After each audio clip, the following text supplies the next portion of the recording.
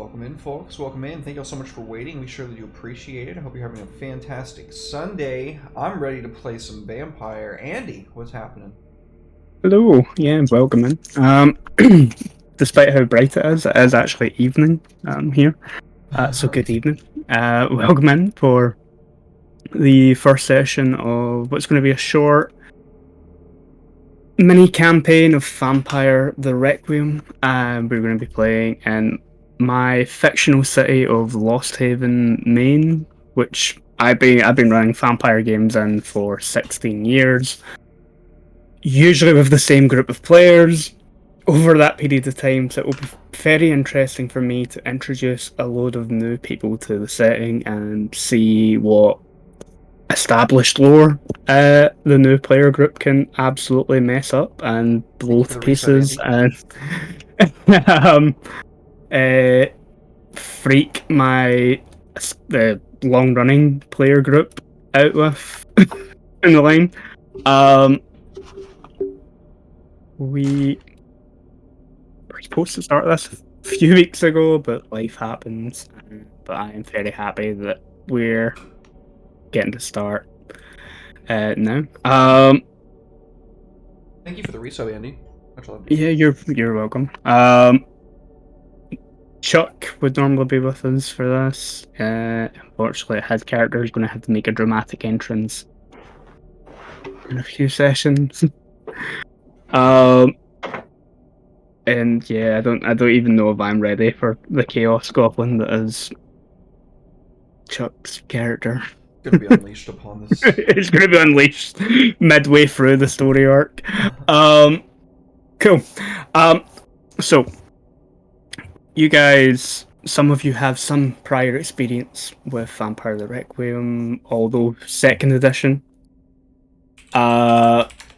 First edition, I've kind of flicked between both editions.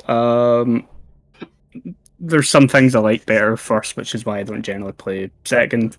But for the most part, not very much has changed. Major covenants, which are the political factions, for anyone not familiar who's watching, don't change a lot, really. The Infectus are your aristocracy of the night.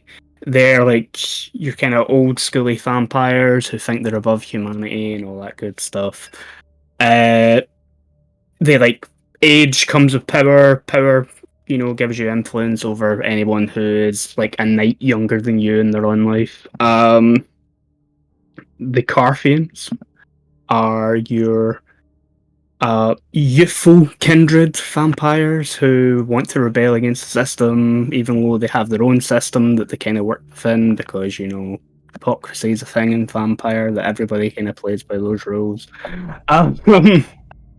But in Vampire the Masquerade, they would be the equivalent of the Anarch movement.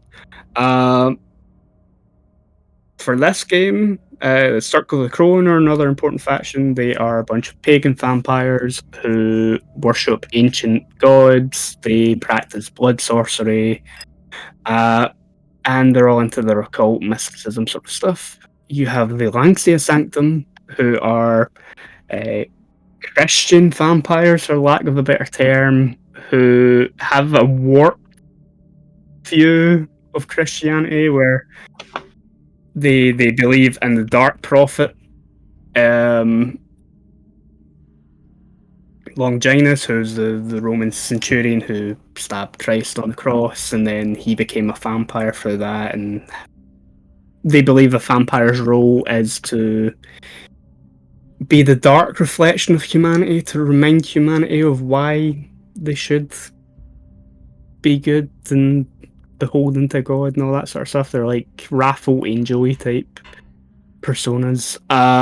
And there is their main faction, of which none of the players are actually going to be playing as, the Ordo Draco, who are scholars. We'll use Derek's favourite term. They are squares. For nerds. Squares. Squares, vampire squares, who are scholarly types that aren't really good for anything. Look, it's a good term. It doesn't offend anybody. That's a lie. They're my favourite faction, but you're probably not going to see much of them in this one shot because there's probably not going to be much reason to. But I am going to pass it over to you guys to introduce your characters. Then I'm going to introduce the start of the scenario for you guys, because you guys have a haven in Lost Haven that I've talked about. You guys decided where it was going to be during like session 0. You don't know who's given you the haven or the resources for it. Why a coterie as mixed as yours would actually be working together, and they're both kind of tied together in my mind canon for why, and we'll introduce that at the start of the campaign. But I'm going to start with Anne. Would you like to introduce your character for us, please? Okay, my character, Alexa Jade, is a Deva Carthian bruiser. She, in her past life, used to be quite girly. She was an actress. She went to the university.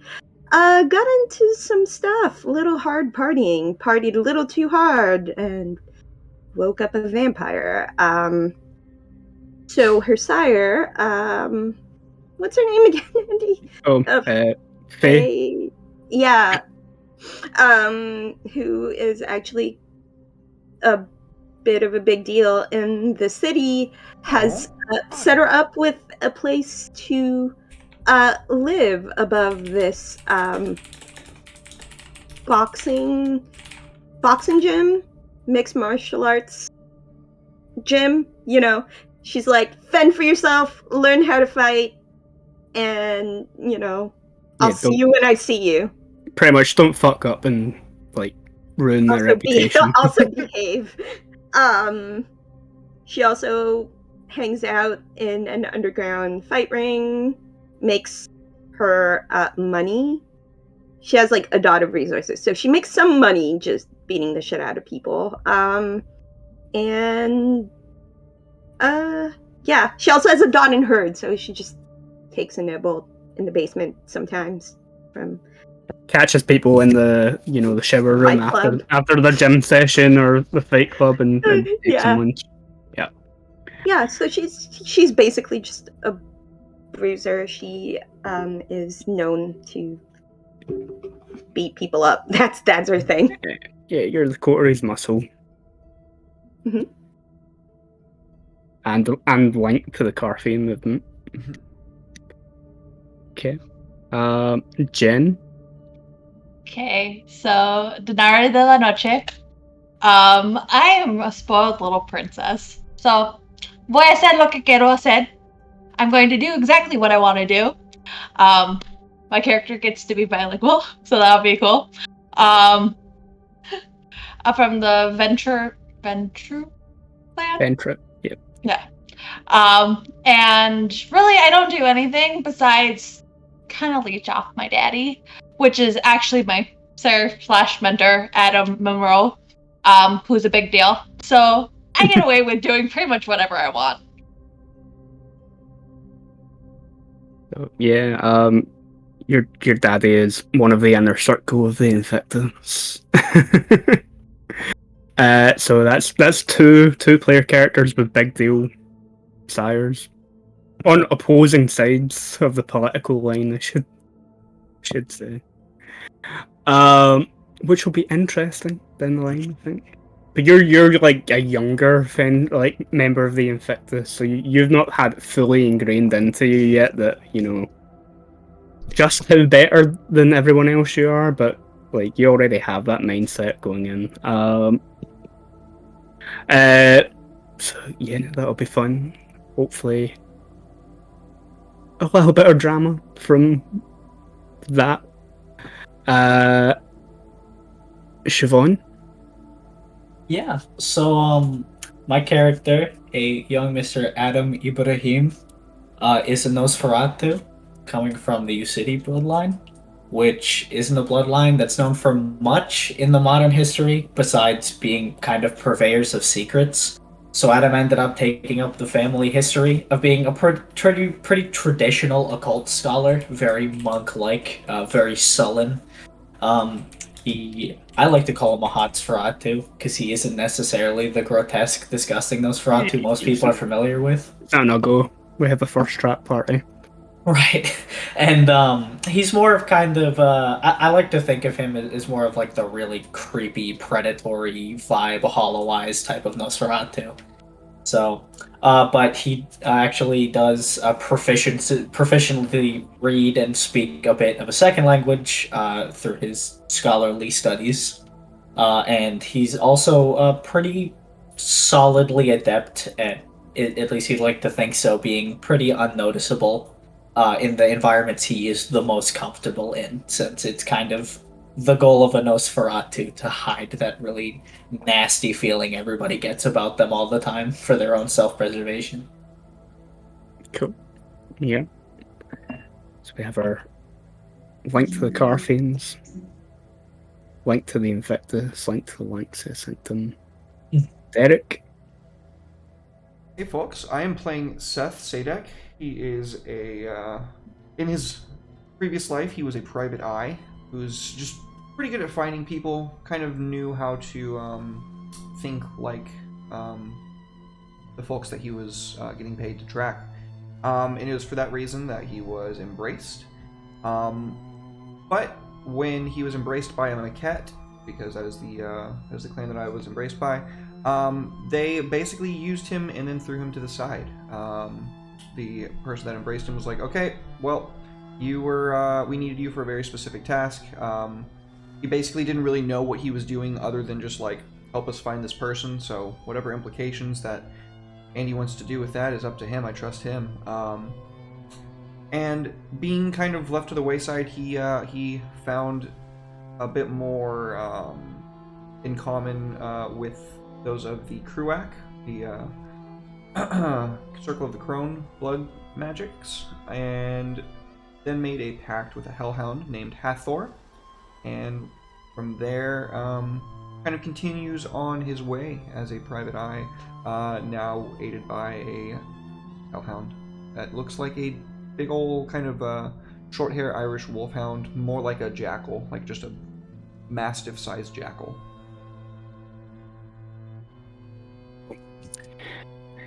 Yeah. So your sire is a bit of a mystery.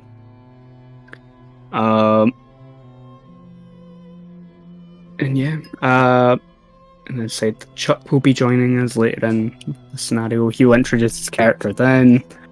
He'll probably be injecting a little bit more chaos into the story. But yeah. Okay. So up to this point, the coterie that you guys will be forming, you probably know each other in passing from assemblies of the court within the city when Prince has summoned all the kindred to discuss the goings on. Maybe from bumping into one another. You know, Lost Haven isn't a particularly large city, when you're kindred. There's only so big a city can be when you're in Maine. It does have a sizable population to feed a large gathering of kindred due to being a university town, also being a place where tourists come and go. You're on the Atlantic, there's like boat trips and stuff out there. There's a natural forest behind the city with plenty of places for people to go camping and things like that during the summer, hunting during the later months of the year. So despite the small size, it is a busy city, full of people, but being vampires, being territorial, it can cause tension. And the last few years, and in real life we all know the last few years have not been kind for various reasons, but for vampires, things like lockdowns and stuff like that make hunting particularly difficult. And so for the last 4 or 5 years, politics in Lost Haven within kindred society hasn't been exactly peaceful, but it was getting there. But restrictions on where and when kindred could hunt, established by the Prince of the City, Olivia Black, have resulted in some tensions amongst the 5 covenants in the city. Carthians being Carthians always like to kind of rebel against the rules, even if those rules make sense. And the Langsia Sanctum, being so closely tied to the modern religion that it apes, maybe didn't quite see the pandemic as serious as it was, and sometimes would blatantly disregard the restrictions put in place by Olivia Black. The Circle of the Crone haven't been. They tend to, mostly as a covenant, reside outside of the city proper, in one of the smaller townships in the place, which meant that they were fairly isolated for the whole incident. But it did have the knock-on impact that many kindred from the city proper, feeling that they could escape the eyes of the prince, were more inclined to travel a little bit further afield to hunt to places where they normally wouldn't, which has aggravated the circle.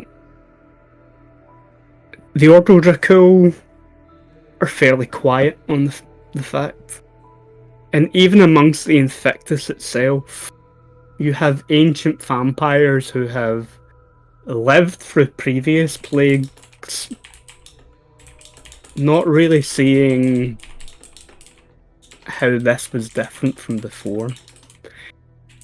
Some probably had the mindset that if people are dying every day, then it means we can feed a little bit more freely and we've got something we can blame it on. It's a bit of an issue. And now that a lot of people seem to be forgetting, putting it behind them, these tensions are starting to come to a bit of a head. The other aggravating point during all of this is there is a 6th faction of kindred within Lost Haven. The Belial's Brood, who have been a problem in the city for decades by this point, have always blatantly disregarded the traditions in the masquerade.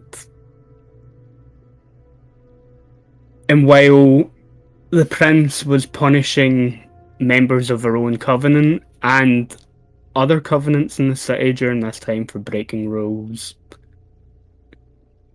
the Brood continued as they always did, without anything really being done about them. And that's the sort of crux of vampire politics at this moment. Like, COVID has caused tensions within the covenants again, tensions that people thought they were getting past. You're always going to have friction between political factions, but not needing on outright hostility or a coup. And as I said, the Brood have been here for a long time and been allowed to get away with multiple monstrous acts without any seeming repercussion. And that's pushed people a bit too far. Now, as said, some of you may have not had much interactions with each other prior to this point, but you all have had a similar interaction where, regardless of where you were taking refuge, using as a haven prior to this point, even if you were maybe a bit transient in where you would rest, you all somehow came into possession of either a handwritten letter, an email, or a text message inviting you to an address on the north side of the city, in the suburbs, near the sort of fringes of the city itself. I'm gonna ping it on the map for you all to see. So it's, when I say on the fringes of the city, I mean the very edge. When you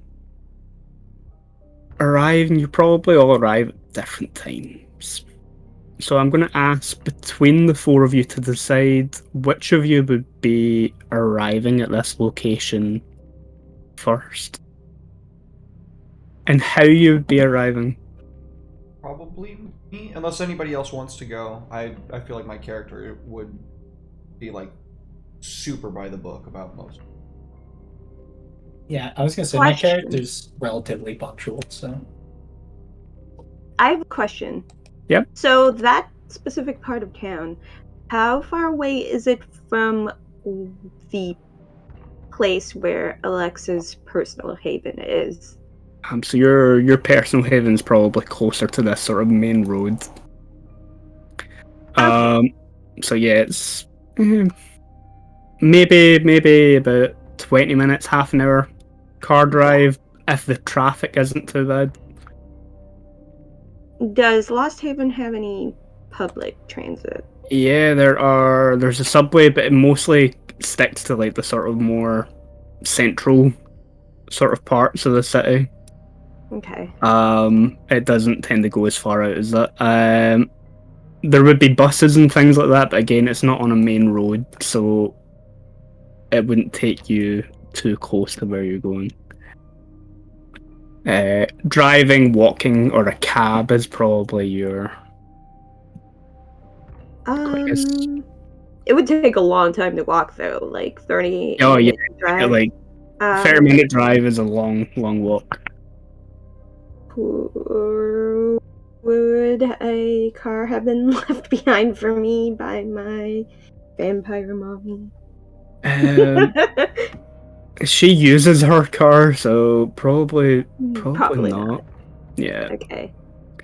So between the Maquette and the Nosferatu, it will be one of the two of you. I would say that Adam probably shows up second. Then Adam will be traveling by foot. That's his most common way of traveling because he doesn't have the money for a car. A lot of Nosferatu and Lost Haven live beneath the city as well. So there'll be routes, probably sewer tunnels, old disused maintenance tunnels and things under the city that the Nosferatu use to kind of get from point A to B. Yes, my favorite mode of transportation. Okay. So Seth, you arrive at the address given to you. Once you sort of take the main road almost out of the city, you end up on this sort of bumpy, barely used, almost country-like road that takes you to this house on the river. The house is fairly large. From what you can tell, it's been modelled after like an old colonial style house, but it seems fairly new built. Maybe in the last 10 years or so it's been built. Judging from the fact that there are bits of like machinery and stuff outside, whoever was building the house never ever properly finished it. The work crew, who were like literally about 95% complete on the house, kind of gave up on that last sort of push to get the house finished.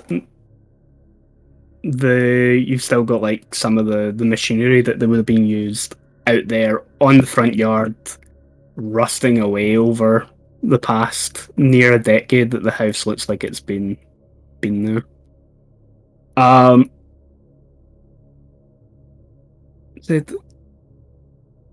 It's styled like a colonial house. Probably has most of the modern amenities installed. I'm curious to you, all of the windows of the house are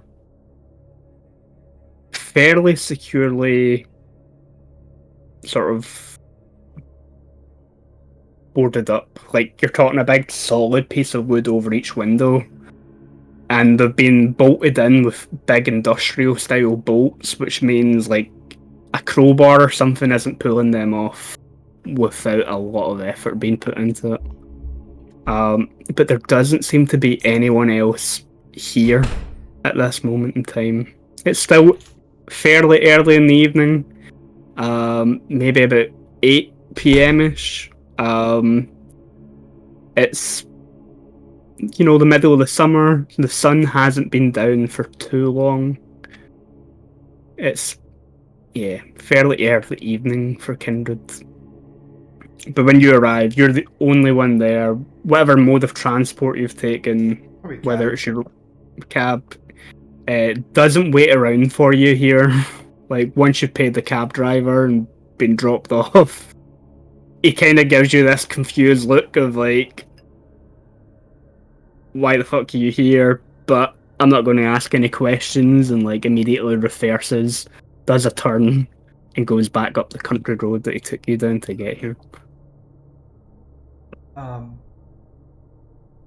Yeah, I think I kind of like share a look with Hathor for a moment, and like, so do you think this is a setup? I mean, what do you think? Your Hellhound, once you're here, she starts sniffing around. She'll maybe do a few laps around the front yard.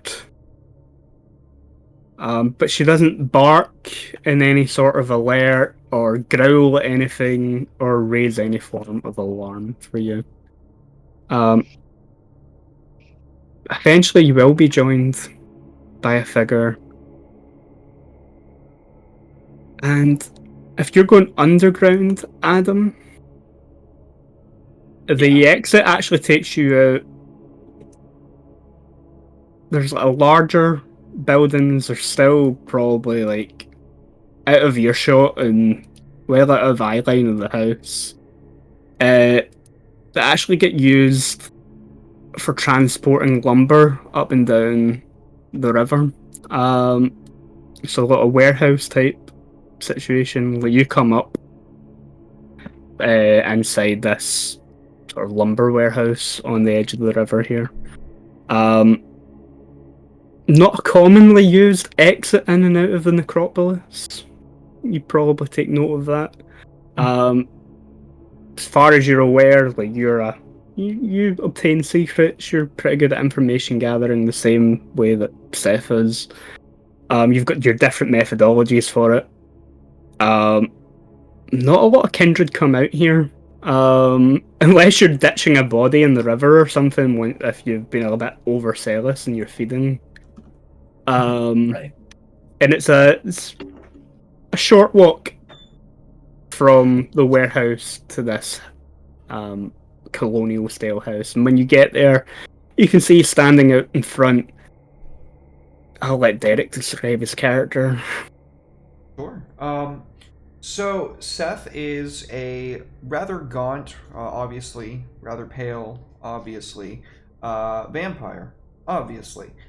He has a long, like, kind of petticoat that he pops the collar on.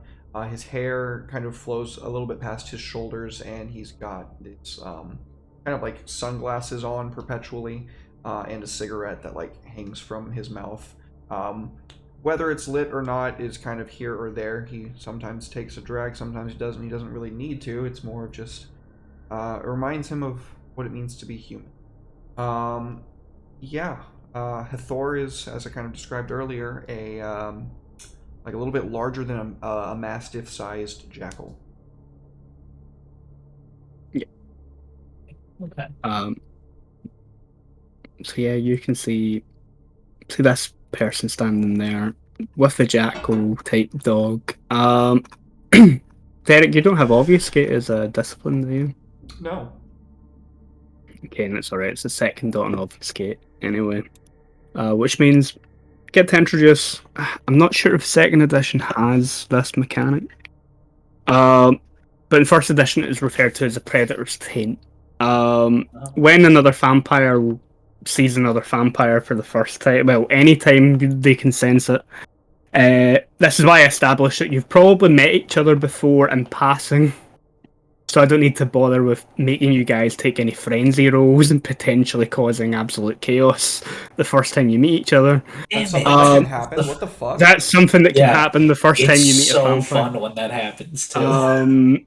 Like just any And- time that we meet another vampire in this entire For, thing. for the first time, Yeah. first time that you meet another vampire, because you're not familiar with them, the inner beast sees it as a rival or potential predator or prey, and can possibly freak out over it. Now,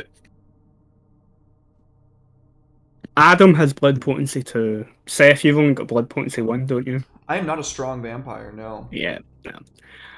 You're well versed in blood sorcery and things, but I you're not am. actually that old.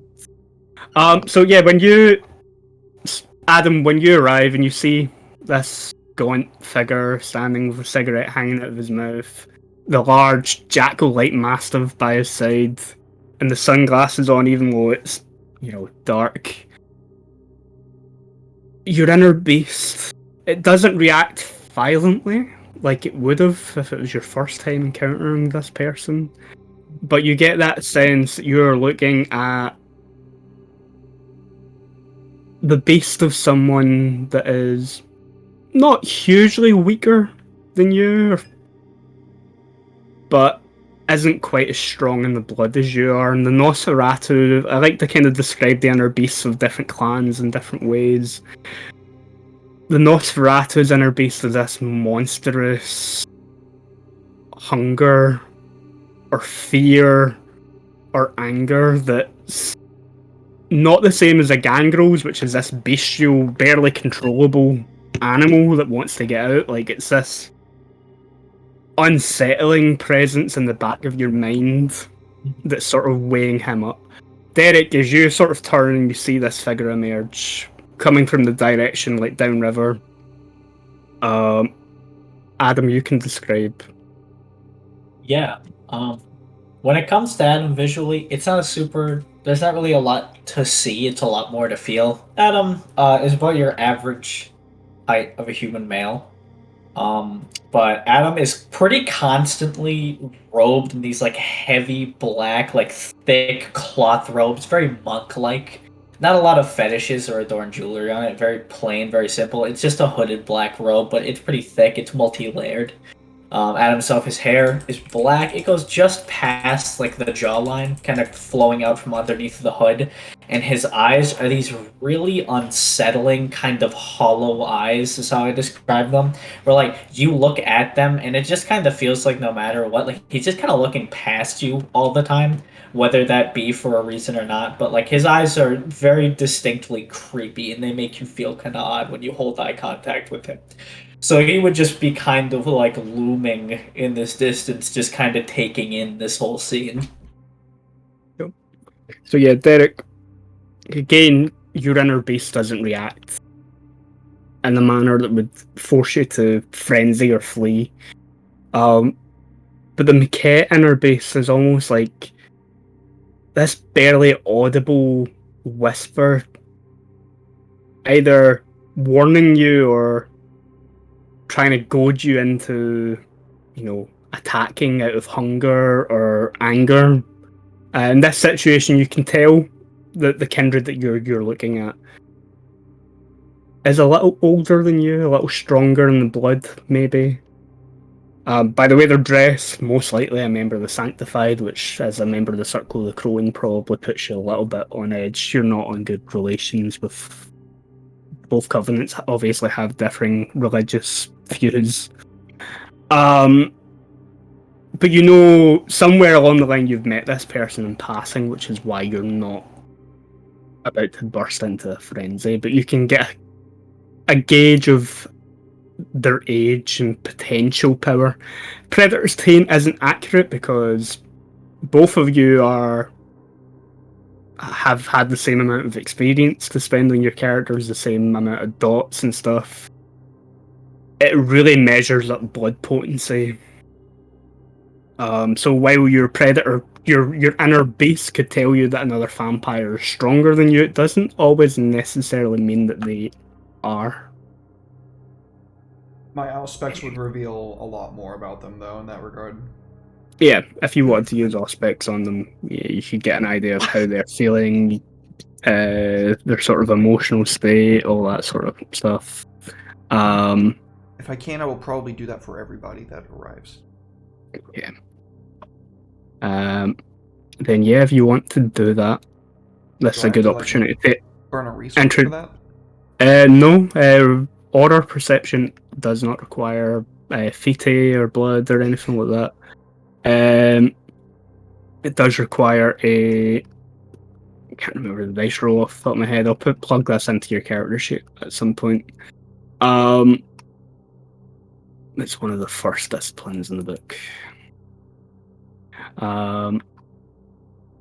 So order perception requires you to give me an intelligence plus empathy plus your Auspex.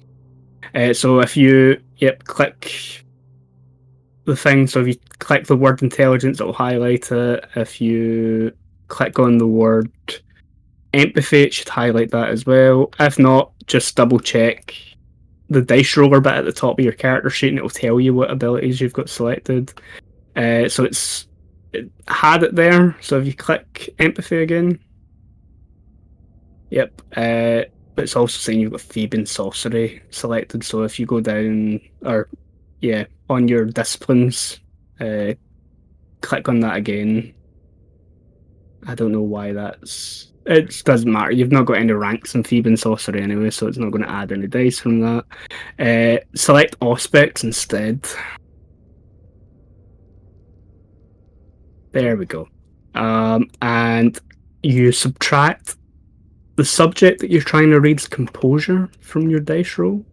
So if you, on the character sheet, go up to the dice roller at the top right corner and click the D10, it'll ask you for any modifiers. And Adam, what's your composure?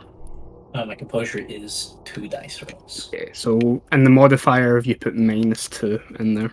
Okay, and then I hit submit. Hit submit. Okay, Yay. 2 successes. So yeah, you stare at this vampire that's coming towards you.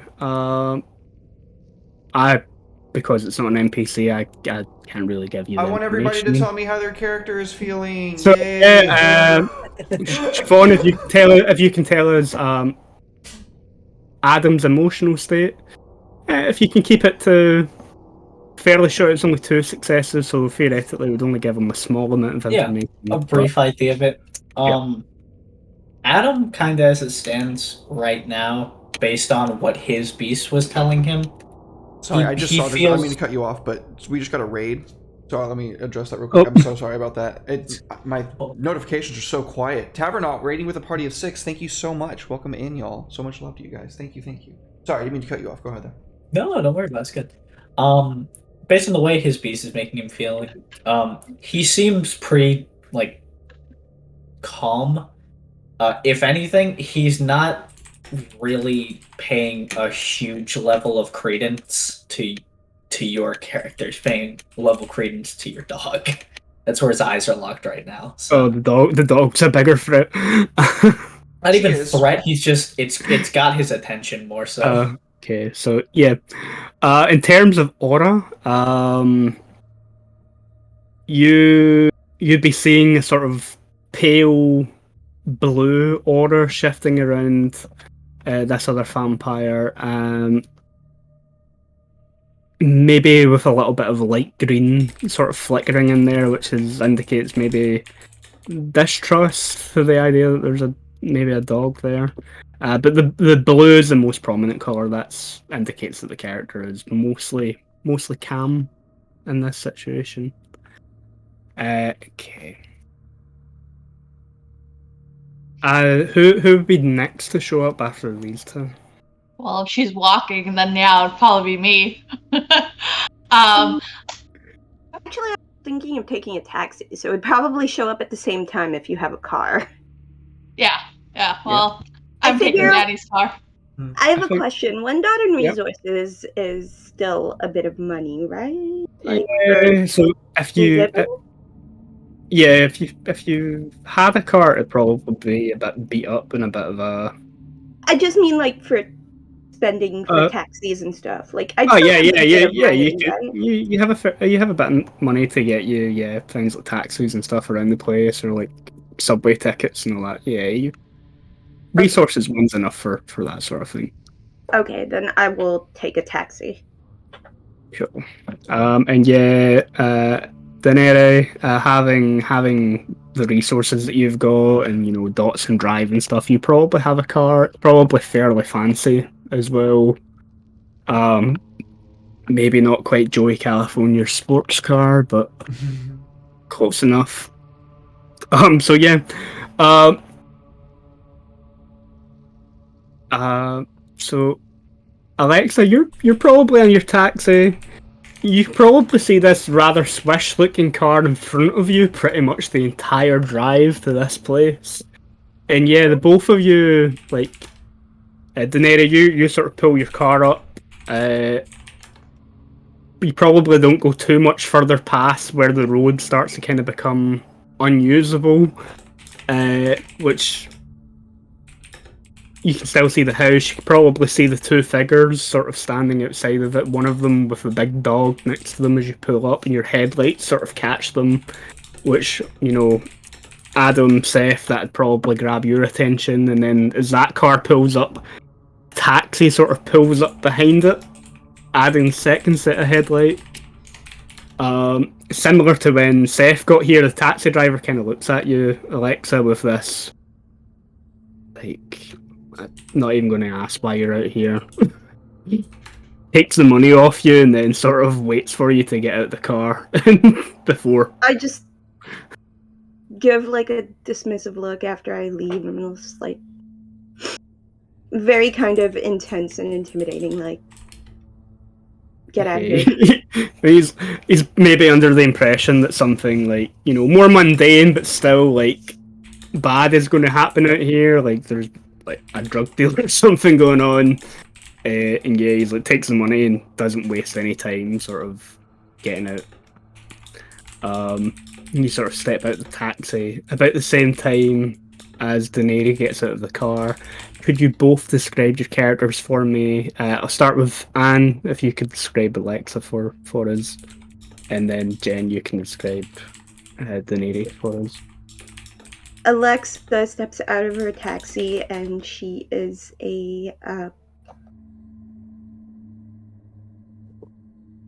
she's tall and like lean, but like very muscular and toned. Like, you don't immediately think she could beat someone up, but she is very athletic and fit looking. She's wearing like a pair of jeans and a pair of blue jeans and sneakers and like a tank top. Wait, what time of year is this? Is this summer? Summer, yeah. Yeah. So she's wearing a like bright red tank top and blue jeans and like a not like a cardigan, but just like a zip up sweater. Like, Oh, like this. like sweats. Yeah. Kind of like that, but black. And she's just like she looks like she's like freshly showered, but like still kind of like fresh out of a workout, like not out of breath, but just like I don't know, she's still got like adrenaline pumping in her or something where she just There's an energy. Yeah, she's still very I wouldn't even say jittery, but just like, let's go. Kind of vibes from her. And then yeah, short blonde hair. Yeah, she's got athlete vibes all around. That's her thing. Yeah, kind of short, practical haircut. Yeah. Yes, cool. So yeah, you step out, and stepping out of the car in front. Jen. Okay, so Denari gets out of the car, wiping off some blood off her lips. She was having a little snack on the drive there. She is about 5 feet. Looks pretty petite in general. Walking this pixie cut that's just this lightning bright ass blue color. And she doesn't really seem all that interested in the people around her. So yeah, Roll time. all of you have, apart from Seth, have blood potency, I believe. Yeah. So like, between Adam, Alexa, and Daenerys, your inner beasts all sort of tell you that you're all about comparable in terms of, you know, age, power, potential. Looking at this lanky, gaunt figure with the cigarette and the dog, he's maybe lower down the pecking order, at least in theory. Alexa, you're a deva. Your inner beast almost looks at things as potential rivals or conquests, essentially. It's either like I could take him in a fight or I could take him to bed. Yeah. You could definitely do the first one of those things. And it Seth is gay as fuck. He just keeps it on the DL. Hey, I never said Deva had good gaydar. Fair. But yeah, like that's like none of them are making you overly angry or wanting to like lash out. But you know, there's potential here for fun or rivalries to be had. Fentra inner base is a lot more, you know, you look at the three people that are here, the three other kindred, the two who are the same potency in their blood as you, even though they're the same, that sort of beast that's inside of you, like, kind of wants to prove that you're better than the two of them, and it kind of looks at the more gaunt figure of the dog, like, why is he even here? Almost. It doesn't see him as a threat, but it does see the other two as potential threats you might need to, you know, dominate, being the key discipline amongst the Fentra at some point. If not immediately, but none of you have that frenzy reaction that you would expect from seeing unfamiliar vampires.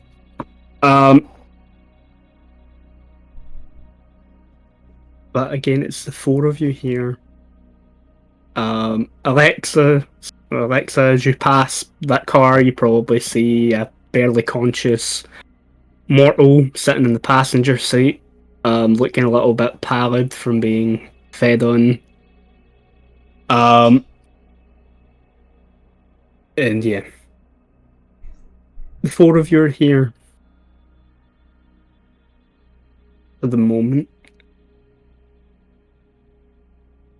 And you arrive probably within minutes of each other, so like there's not been much opportunity to talk, but now there is this silence, especially once the engine in the car is cut.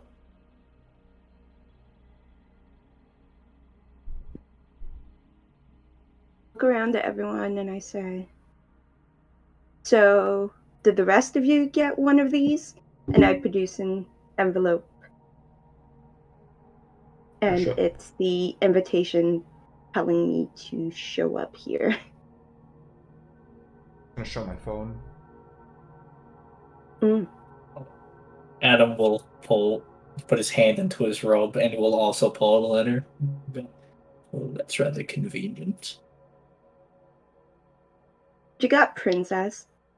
Shakes my phone. Yeah, got it.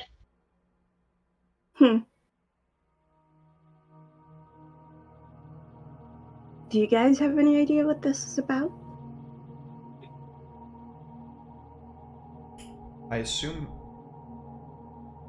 it's going to have something to do with getting paid in some way, shape, or form.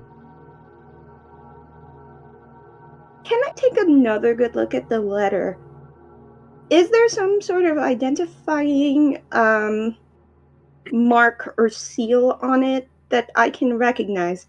I have dots in politics with a specialization in kindred. I also have like a kindred politics. I also have a socialized specialty on kindred etiquette. Will any of those be helpful? The kindred politics one might be applicable in the situation. Yep. Okay. Let's try that. Look at me. I have exactly one brain cell. This is gonna be great. And then I can just add the modifier for The specialization, yeah. Okay. Just a +1. Why won't it? Did it change? Because I had intimidation clicked on. Oh, there it is. Yep. Okay. Regular roll. Sheet roll.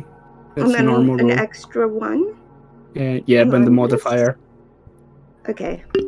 +1. Submit. Oh, yeah, 0 successes. Just going to double check that. How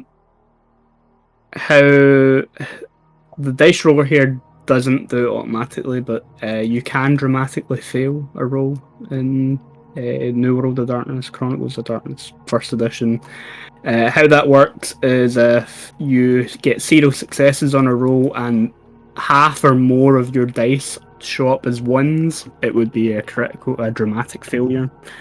Only one of mine showed up as a 1, so it's not even a fun failure. It's just a regular. There's no obvious indicator on the letter that you've received. There's not even an initial on there that could even hint at who the sender could be. What you can tell, even without any successes, is it has been penned quite neatly. It's been worded pretty much as clear and concise as it could be. And doesn't really leave.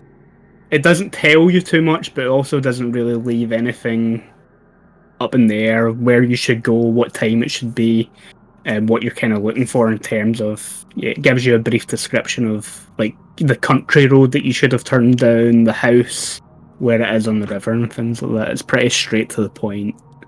But the handwriting is quite neat.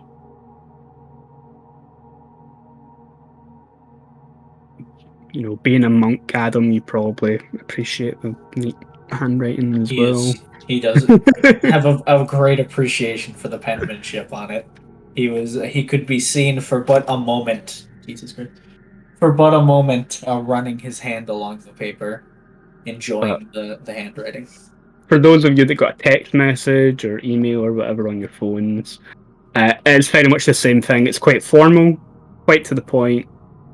Explains where you should go, where the house is, gives clear direction. Isn't initialed, isn't signed, and like if it's a text message, it's like you would have almost considered that a spam text message where it doesn't have a number associated with it. And if it's an email, then the email address is absolute gibberish. That would have Seth a bit more excited. He'd be thinking like, "Oh, this is somebody who has some money to throw around, probably if they have the resources to know what to do to obscure their identities." Yeah. Adam kind of. Oh, you can go. No, go ahead. Sorry.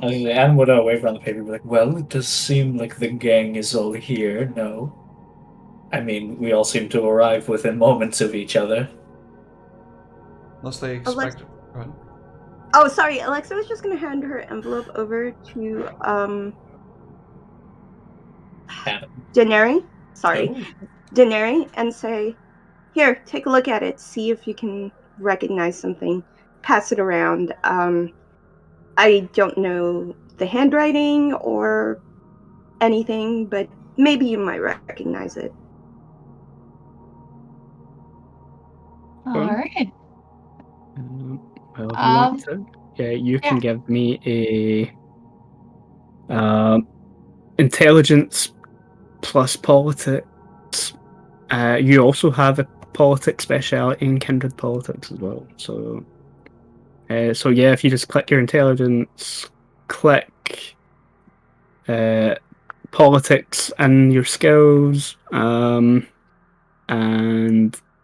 you've got sheet roll normal. So just click the big red D10 up in the top right of the character sheet, and when it asks for the modifier, put 1 in there. Okay.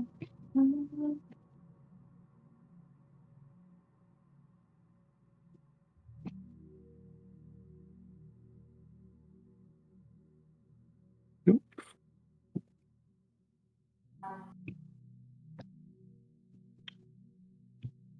Just do 1 for modifier. Yeah. Yeah, it didn't add your politics for whatever reason, but I'll take the 2 successes. Yeah. You said there's no initial, there's no seal or anything like that on the letter. But you're sort of turning the handwriting over. You're maybe looking at the back side of the piece of paper. There's something familiar to you about the handwriting here. Like you've maybe seen it before. Never ever really addressed to you. But during your time staying with your sire, you have probably seen some letters that he's had pass over his desk with a very similar style of handwriting to this. You recall one of these letters coming quite recently, actually.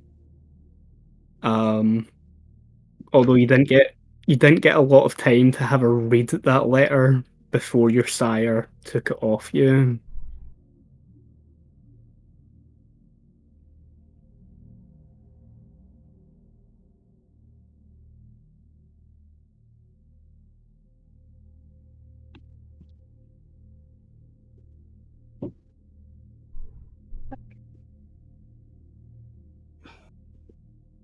Right. Well, following suit, I suppose Adam should give his piece of decrepit parchment a particular look to see if he knows anything about it.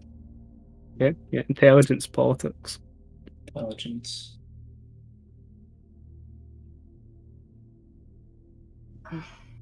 Politics. And I have an additional on them. Okay.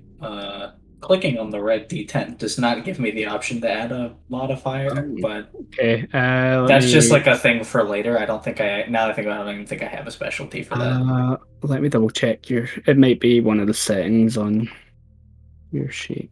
It's totally possible. I don't even think I have politics to start with. Never mind. Yours does have Phoebe and Sorcery selected. So in your disciplines, if you just select the discipline that... Yeah, I clicked on it and unclicked it and it won't go away. So, which there we go. I've managed to get it off for you. Let's go. Okay, and then I just click the roll initiative button. You just click the big red D10. I see that has done nothing. Okay. Roll 20 being. Could you try a refreshing roll 20 for me? Yeah. See if that helps. Let's give that a roll. I think this happened when I was running a mage game where using the roll 20 character sheet. Some of the players kept. It might be because I had the sheet like popped out. Also, it's totally possible. If you have the sheet popped out, the modifier window should be like behind it on the actual roll 20 tab. Okay. Is that how that works? Yeah. Yes. That might be what's happening. Okay. Yeah. So if you have your sheet popped out, it's probably just behind it. Aha. There Good we catch, go. Anne. Good catch. Jesus Christ. I did it. I Yeah. did the exact same thing earlier. Oh, yeah. Oh, you're untrained in politics. Yeah, you don't have Uh, ranks in politics, Rip. Yeah, so you're just kind of looking at you're admiring the penship. You can't help but Yeah. admire the penship.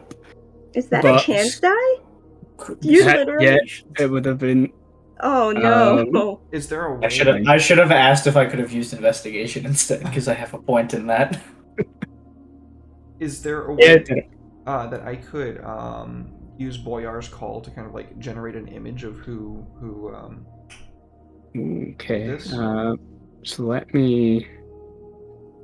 That's one of your. failed? Zach's got the brain cell in this coterie. Look, if it ain't a cult, Uh, I don't care. I'm going to quickly double check what the more detailed description of. Yeah, the description that one it is- was given on the web page was but it's in detailed. Bloodlines the Chosen. Okay, Page 113. 113. Bloodlines the Chosen, classic book. Boyar's Call. Perform a prophetic ritual.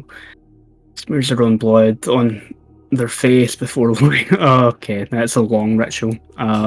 Rip. So you do it. You do it before you go to sleep at the end of the night. As the daylight passes, the blood is transformed into a thin membrane that attaches itself to the flesh of your head.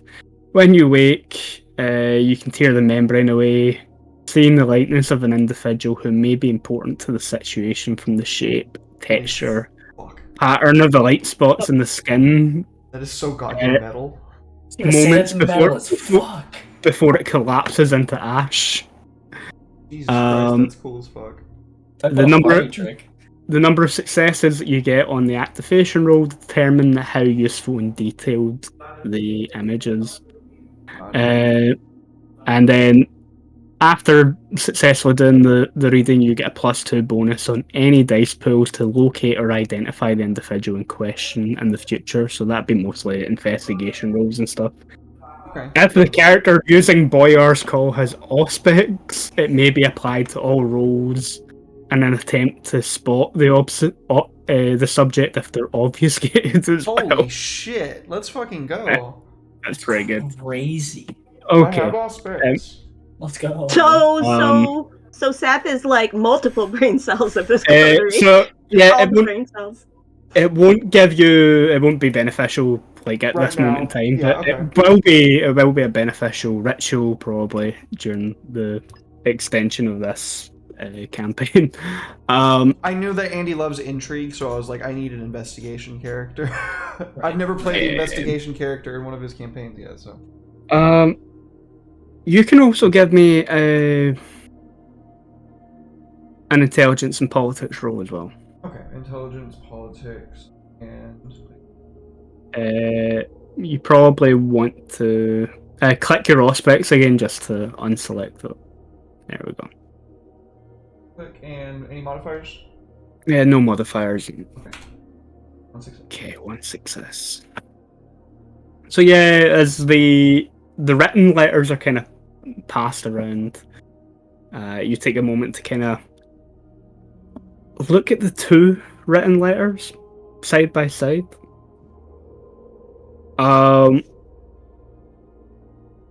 Something that you notice is the handwriting is the same. So it's been the same person that wrote both letters. They've intentionally chosen paper though, that the one that Alexa's given, and even looking at her, she's a far more modern kindred than the monk who gave you the other written letter. It has been written on like modern paper, really high quality, but modern paper. And looking at the one that the monk has been given, it has been written on an older form of parchment. It's almost as if the person who has sent the letter has sent them on a material to appeal. Best received message. Hence why, like, even if you were to check the text messages that you have compared to the one that Daenerys has, the wording is actually slightly different. Where your text message or email comes across as more professional than the one sent to, again, another youthful-looking kindred. I probably would have Where been it's like an still kind of clear. Like, yours is an email, very business-like. Hers is maybe not even a text message, it's like a DM on a social media app or something instead. in our Insta DMs, which were closed, so how do they even do that? Yep. That's it. They got a lot of money. They can circumvent my private Snapchat profile. So we're standing in front of an abandoned building house situation. I say it's not Hollywood, so, but because my dog Can I- obviously ran in the yard and didn't turn to ash. So. Yeah, no, I just peed on one of the tractors. So good. You just peed everywhere. It's fine. It's just This is how my dogs house pee. now. Yeah, March's territory in the backyard.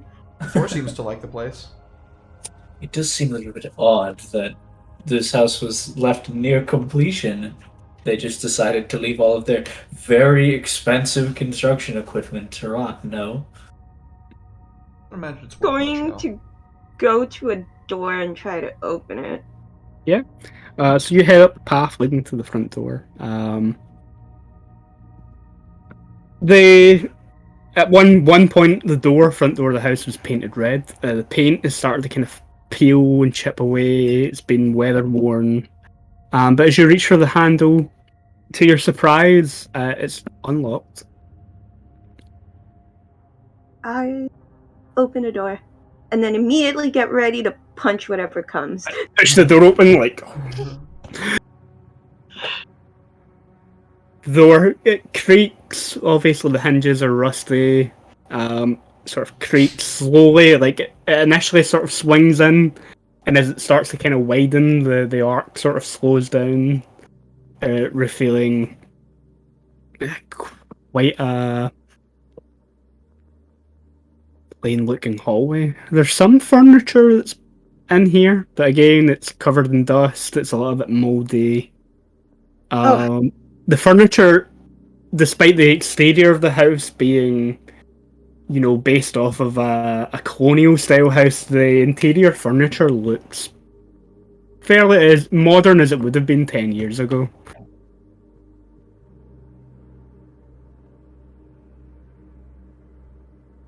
That's. I swear, if somebody's in here obfuscated, someone's gonna have a bad time. You want us to take a look? Someone should take a look. Ooh, I'll do it. I love searching for things. Isn't it weird? A bunch of investigators with their dog. I feel like I've seen this before. And he'll just kind of like walk through the doorway. Okay, but the Adam and Seth buddy cop comedy, when? The spin-off? Right. So like, that would make Seth and the dog Shaggy and Scooby, right? Oh, yeah. Yes. 100%. What? Who be doing this? And I'm going to assume that Daenerys would be Daphne.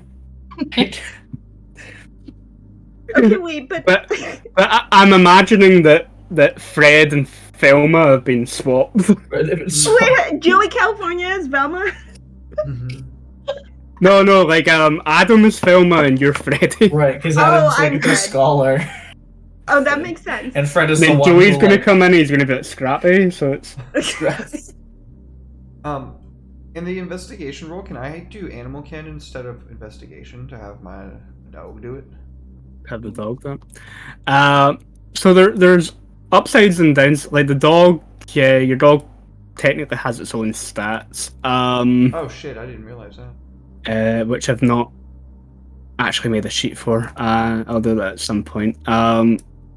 So I will do a roll for the dog, or Like, you can give me an animal ken roll to, like, kind of get a read off of the dog once it's kind of came back from investigating the house, but if you're investigating yourself, you'll benefit from your aspect. Okay, I'll just do it myself. And it's wit, investigation, and your aspect skill. Your specialization for investigation, the scent of blood, it will not apply in this situation. Okay.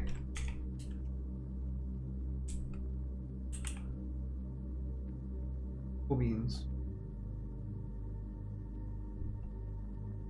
Adam, you want to roll first, or do you want me to roll first? Oh yeah, you can go first. I'll go after. One more Adam success. seems very pointed about not getting in front of the dog. Who knows? Yeah. Success. One. Okay, so what's an investigation?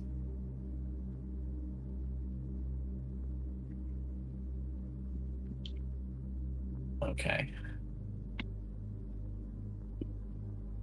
Okay, one. Let's go. We're rolling in success now.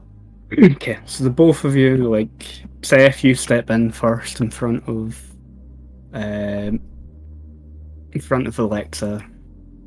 You let half-orc kind of run into the house, either knowing that they'll come back and they'll either indicate somehow that there's something here, or you'll hear them barking or growling somewhere in the house if there is something hidden, and you start to kind of peruse the ground floor of the house first. This investigation roll will take for just the ground floor.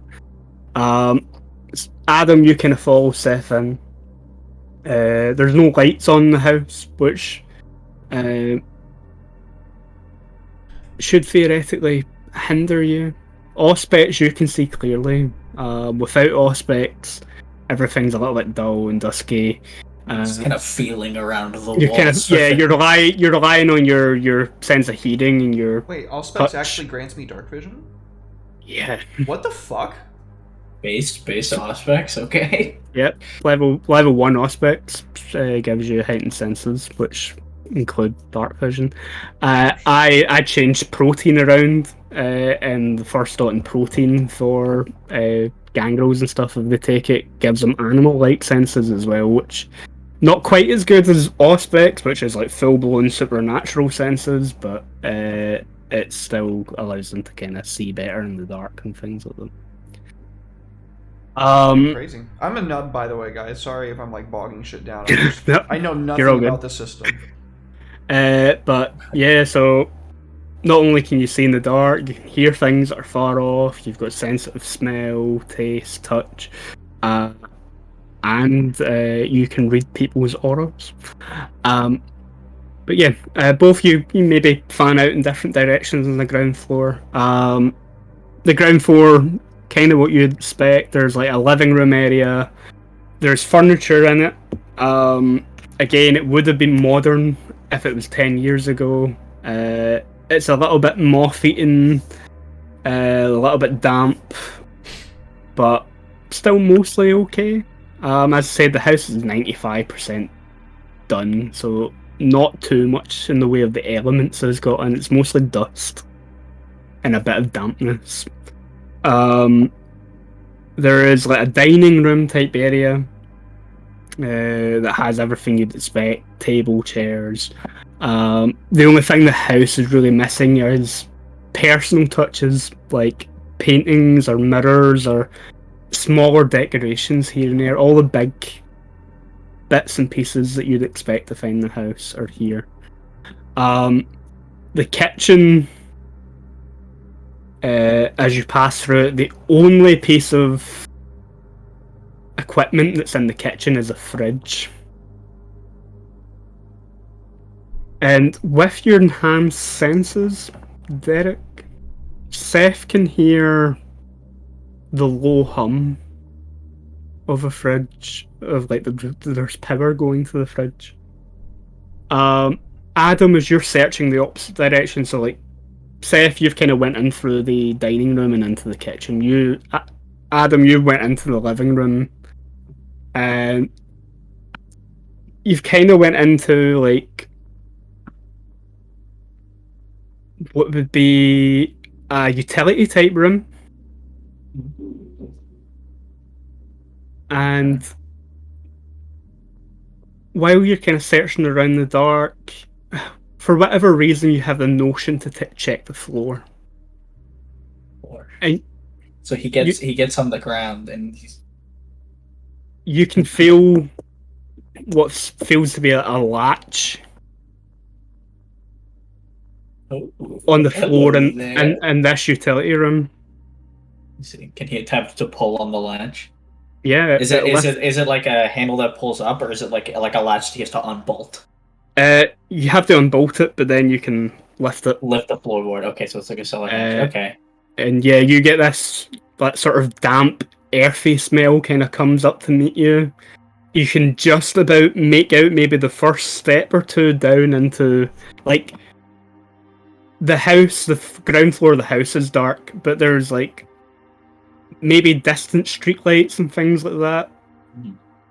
Or, like, lights from the warehouse are able to kind of drift in through the front door, and they kind of give a tiny little bit of light. Right. But, like, looking into this is like looking into an abyss. Nice. Okay. He'll kind of... And he like lean backwards out the door and he'll be like, "I've found something." Yeah. What about the two lovely ladies at the front door? What are you doing while they're like slowly moving through the ground floor investigating? Watch them like move out of the doorway and just find the spot to watch them, and I'm like,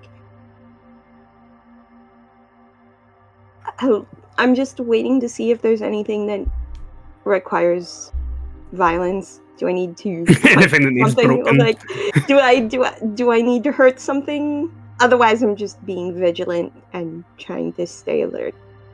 Okay. I'm going straight to the fridge. Okay. I want to know what's in there. Let's go. Some priorities, right? You follow Seth through the dining room into the kitchen. He's stopped to look at the fridge, which, like, now that like it's so quiet that after a moment you can even start to hear that hum. Seth, with your enhanced senses, you can hear Hathor upstairs, sort of sniffing and rooting around in the top floor of the house. Just keeping like my presence like extended to them. Yep. We have power here, folks. That's somebody's paying the power bill. And yet, Alexa, you can hear Seth saying that from in the kitchen.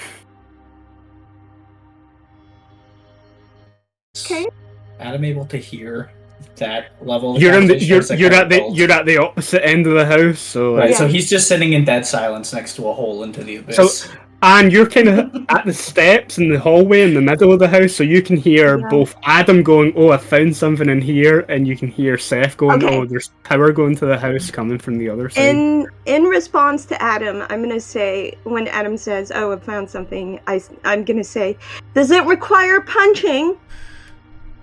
Adam will look at the hole longingly and he'll go, "No, I don't believe so, unless if you want to punch into nothingness." Okay, so you're not being harmed in any way? You're not in trouble? I am rather jovial for being in harm, I would say, but no, I think I'm good. Wait, you're excited about a hole in the wall? He's a Nosferatu. Of course he's excited about a hole in the ground.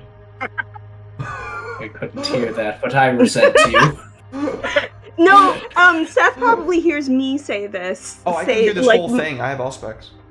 Oh yeah, that's true. Yeah, you can hear everything, but Adam can't. Adam can feel the looming mockery from the distance.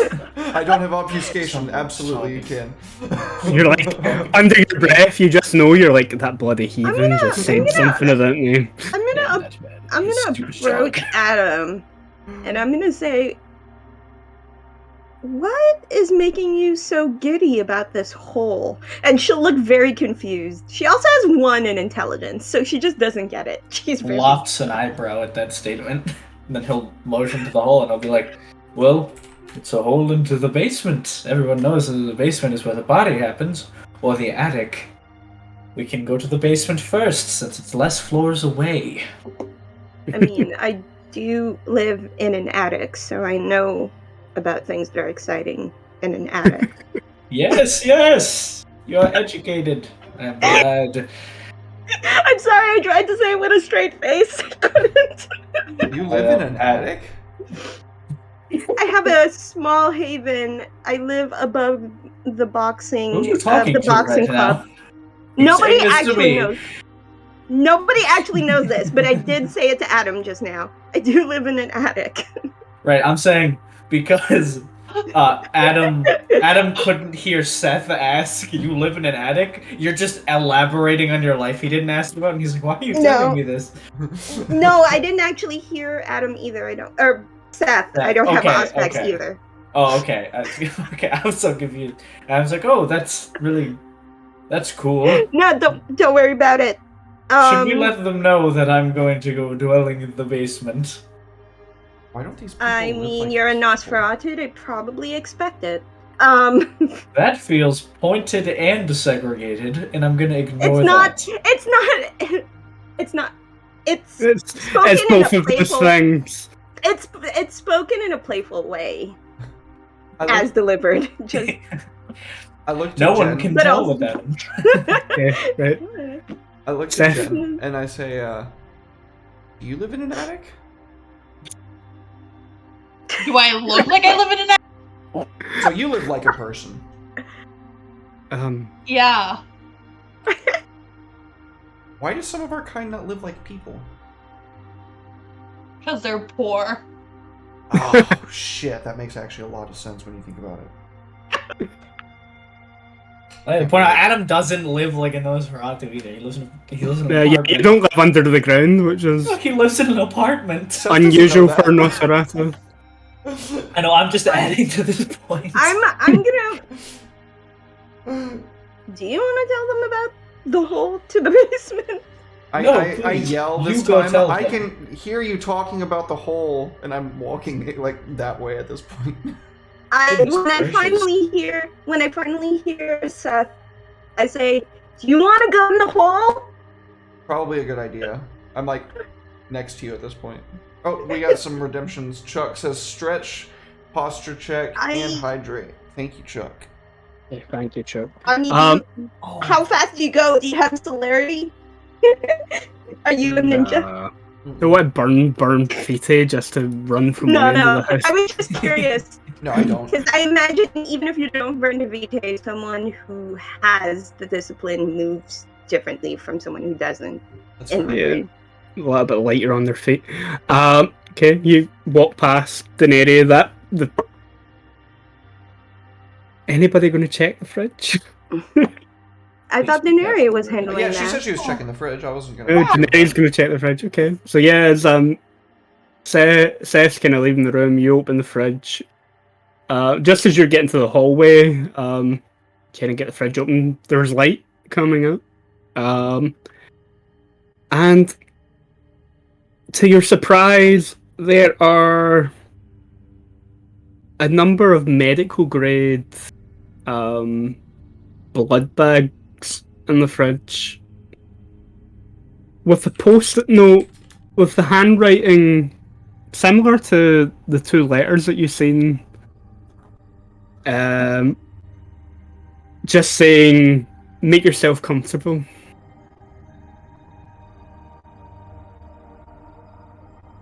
Okay.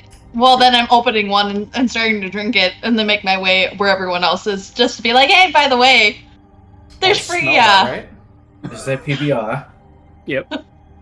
I instantly go to the fridge. Yeah. Is Daenerys drinking this like a Capri Sun? Like Yeah. What a Yeah. straw. Until it's like crumpled up in her hand. I love that. Hey, someone's expecting us and they left snacks. You're drinking the strange fridge blood? I'm thirsty. There's Smells O alright. negative on And it. I'm Adam. Nice to meet you, Thirsty. That was a stupid decision. It smells alright. Yeah, it smells like blood. You know, obviously not fresh, but I grab one you've for had everyone. worse. I grab one for everybody else and bring it to you guys. Here, blood bag. Here, blood bag. Yeah, throw you the We'll blood bags. stuff it into one of his robe pockets for later. So it can be lukewarm when he drinks it later. Yeah, he likes his kind of like a hot chocolate, you know? Like fresh out the body, nice and Nice and warm. Okay, you guys get like blood bag gets thrown towards you. As you're sort of passing through to go check the way into the basement, Half-Orc comes running down the stairs. It kind of runs through Alexa's legs. Barely, because it's huge dog.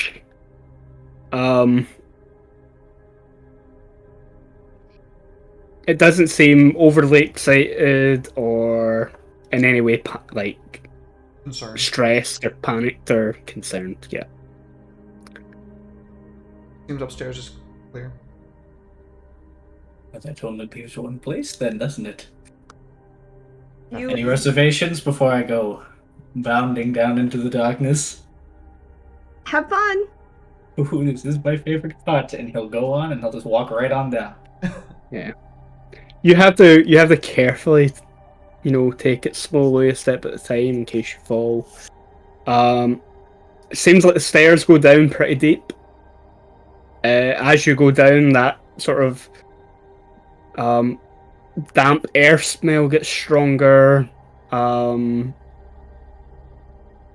basement's obviously a lot cooler. Like upstairs, it's summer, so it's kind of hot. It's kind of humid. Down the basement is like cold. Almost. You imagine if you were still human, you would find it maybe refreshing during the summer heat to be down here. But like once your feet hit the final, like off the final step and hit the ground, you're in blackness.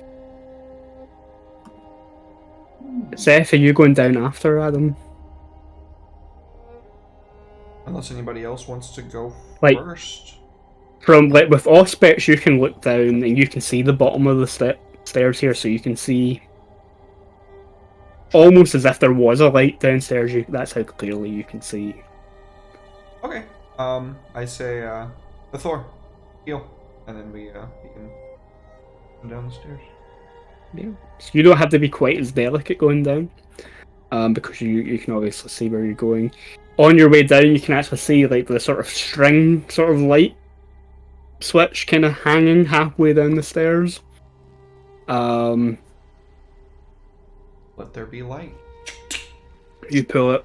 Obviously, with your Auspex, when the light sort of kicks in, you actually have to take a moment to sort of, even with the sunglasses on, kind of close your eyes and blink a few times to adjust from the complete darkness to the now light room.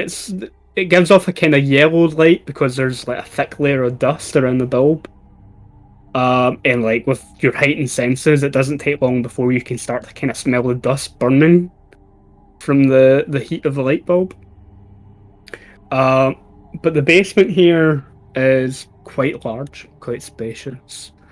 You notice that lining the walls of the basement, there are very sturdy looking, not quite coffins, more like big, thick, heavy wooden cabinets that aren't covered in the same layer of dust or grime that any of the furniture upstairs has. And then turning back towards the latch that leads down into the basement, you notice that there are a number of deadlocks and deadbolts to seal the basement up from the inside.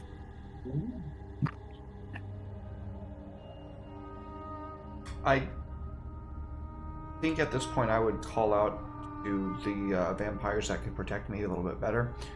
You might want to get down here. Actually going to run down the stairs? Because he's turned on the lights. Seth has turned on the lights at this point, Yeah, correct? yeah. So you Okay, can then I'm just see, gonna sprint down. I can see the see. two of them. Yeah. Downstairs. All right, who do I have to punch? When you get down, it's kind of a disappointment. There's no one else here apart from like Seth and Adam, whose names you don't even know yet. None of you have exchanged names. Okay. Okay. You truly have a ridiculous propensity for violence, don't you? Yeah, I mean, Can't have these guns and not. Look, I don't Um, know anything about you. You don't have to tell me your life. I'm just making an observation that you seem very ready to hurt anything if you were given the opportunity.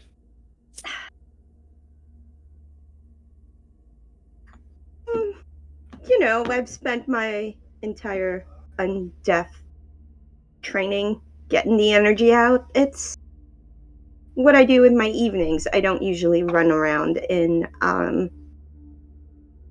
empty houses in the middle of nowhere with people I don't know. You But should do it more often. It's exhilarating. Aren't we all having a good time right now? Wait, do you fight mortals? That seems hardly fair.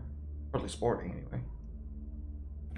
I don't use any of my special powers. Besides, it also doubles as a snack time. Okay. There's the That's a answer I was looking for. phenomenal. That's a phenomenal coping mechanism you've come up with. Look, I didn't choose this life, but now that I'm a kindred, I might as well enjoy it. Did any of that's- us choose this? Sheesh, I'll just kind of turn away and start walking over to one of the cabinets. Mash with a rate of 17. Oh my goodness. Welcome wow. in, you guys. Wow. Welcome Thank in. you. Welcome in. Holy crap. Let's go. Thank you so much, y'all. Welcome. Welcome. Why is the alert not playing? That's frustrating. Thank you so much. Yeah. Thanks for the raid. Big raid, big There we go, I raid. fixed it. Welcome in, I Mash. don't know Much what's love, homie. I don't know what's up with your alert. I fixed but, it there. yeah. It was literally triggered not on raids for some reason. So thank you, Mash. Much love, dude. We fixed it. But yeah, you guys, 3 out of 4 of you are now in the basement. There is nothing for you to punch. I said there's 5 large, thick, sturdy, wooden-looking cabinets arranged around the wall. They're all closed at the moment. Are they padlocked? Not from the outside, no. Okay. I was gonna be like, I was just gonna open it and see what's inside. Yeah. She's just gonna punch it. Yeah. Mhm. I could. Adam at the same time is gonna like knock on one wicket door and be like, "Is anyone home?"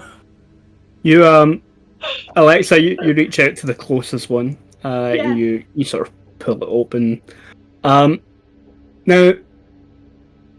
you know, vampires don't necessarily need comfort when they sleep during the day. They just need somewhere safe from the sun. But the inside of at least the first cabinet you open is lined and cushioned. And you notice, like, similarly to the hatch to get into the basement, the inside of the cabinet has multiple deadbolts on the inside as well.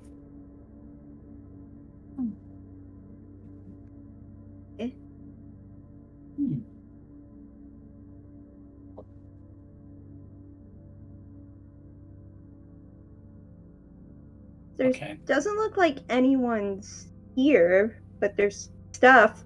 We have free blood in the fridge, like someone was either staying here and left their food or, you know, left snacks for us because they knew we were coming. They want us to Courteous. stay here?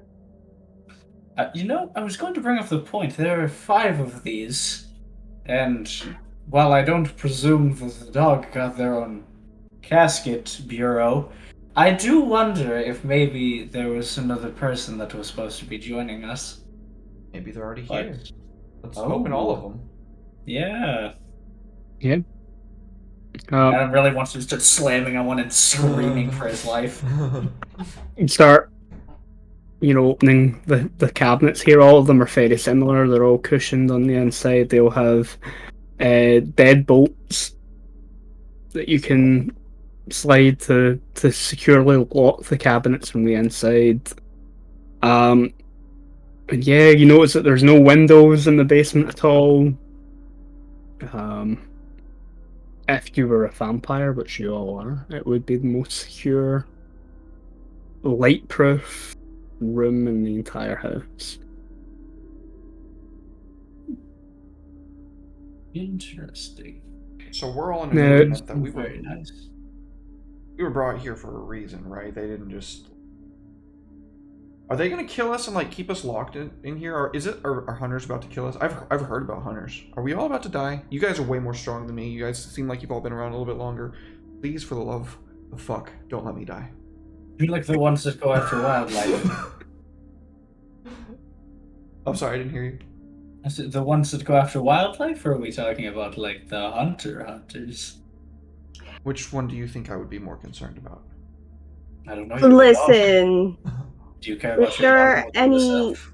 if there are any capital H hunters, I could probably kick their ass. But it doesn't look like anybody's here. I would only assume it isn't hunters because I feel like we could just walk out of here right now and never return.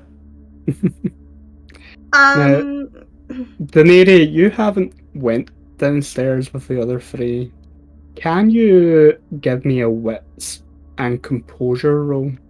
Uh-oh. Oh no. Rip. What? Good luck, princess. Cool, Yeah. cool.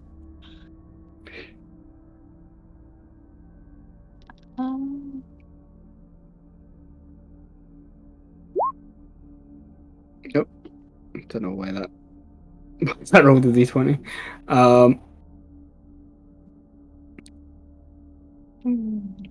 That's odd.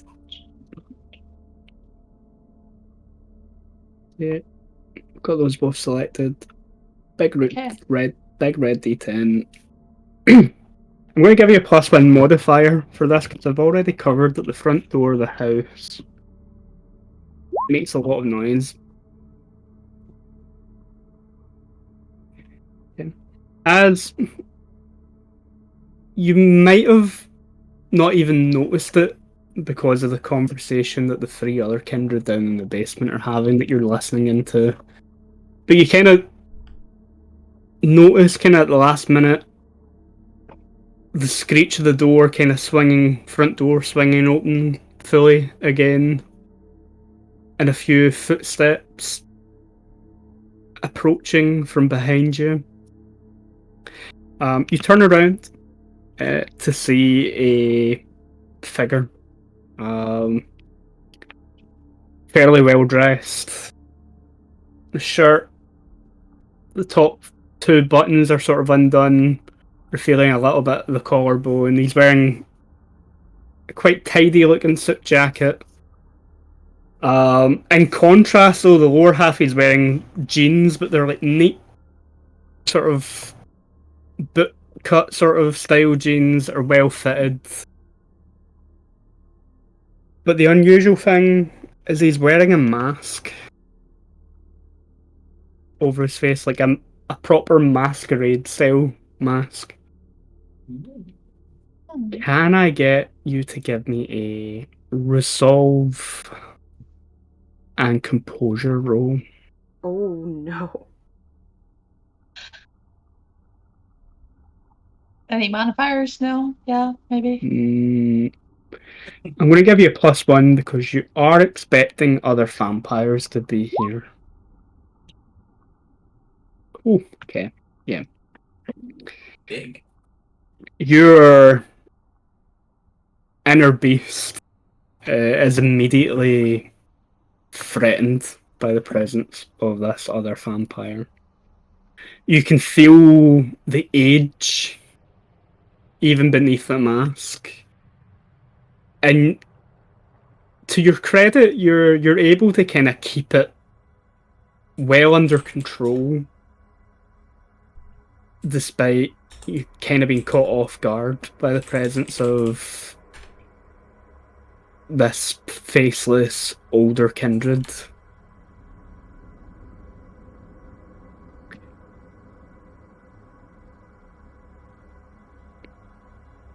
He sort of casually just leans against the frame of the door into the living room. Stares at you. Like, I imagine you're probably at the door of this sort of utility room where like the way into the basement is. So he's like the opposite side of the room from you, near enough. I see that you're all finding your way around the house.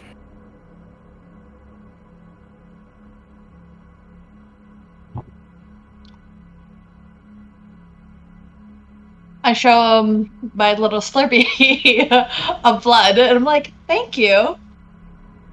And then I just shout down to the other guys, like, hey, you guys might want to come up right now. It would have been very rude of me to have left guests without refreshment. And now you're politically savvy enough, especially as a Fentra, that seems to you like from what your sires taught you, from like your sire as the au pair of the Invictus. He trains newly embraced vampires how to conduct themselves as members of the First Estate. So he's the sort of guy that other elders within the Invictus send their new children to be trained how to actually properly act in kindred society. So you've heard them teach lessons, particularly to other Fentra, that when you're hosting guests, it's very important to make sure that they are well fed and taken care of when they are guests at your offence or in your home if you're taking them in for any period of time. And that lesson sort of resonates with you, with the way he sort of presents it, that it would have been rude to have left you without refreshments. But yeah, you all hear call down that there's someone here. And Seth, you can hear the voice, obviously, of your Auspex. You can kind of clearly hear what this other vampire is saying upstairs. Does Hathor look perturbed by them? Probably hackles are probably up from kind of being like not expecting. But Hathor's kind of getting used to being around the three other vampires that were here, so if the presence of a fourth one is kind of put her hackles up, and she's probably letting out a low growl, but it's more of a defensive sort of state than being outright aggressive. I look to Alexa and Adam like, without saying it, you guys definitely get the y'all want to go first energy from me. Alexa just sprints. Not like celerity sprints, just regular sprint. She can probably still run really fast without it, so she just up the stairs. Up the stairs. Can I get a resolve and composure roll from you? You can add +2 to this because like now you're fully aware that there's going to be another vampire you've never met before. Is this what I think it is? Predator Saint? Predator Saint, yep. Ah! I know how this works. Resolve plus composure +2 modifier. Yep. Okay. Got it. Here we go. Nice. Right, yeah. So yeah, you're again you kind of reach the top of the stairs out of the basement. You lock eyes on this mass figure for a second. That inner beast is kind of furious, like almost screeching in the back of your mind that this thing could potentially kill you. But you're able to sort of like, you're tough, you punch things, you're not like some pretty face Deva that's going to run away from a fight. You tell your inner beast to shut the fuck up and let you handle it. Alright, Adam will follow soon. Wait a second, I'm like, her eagerness is disturbing.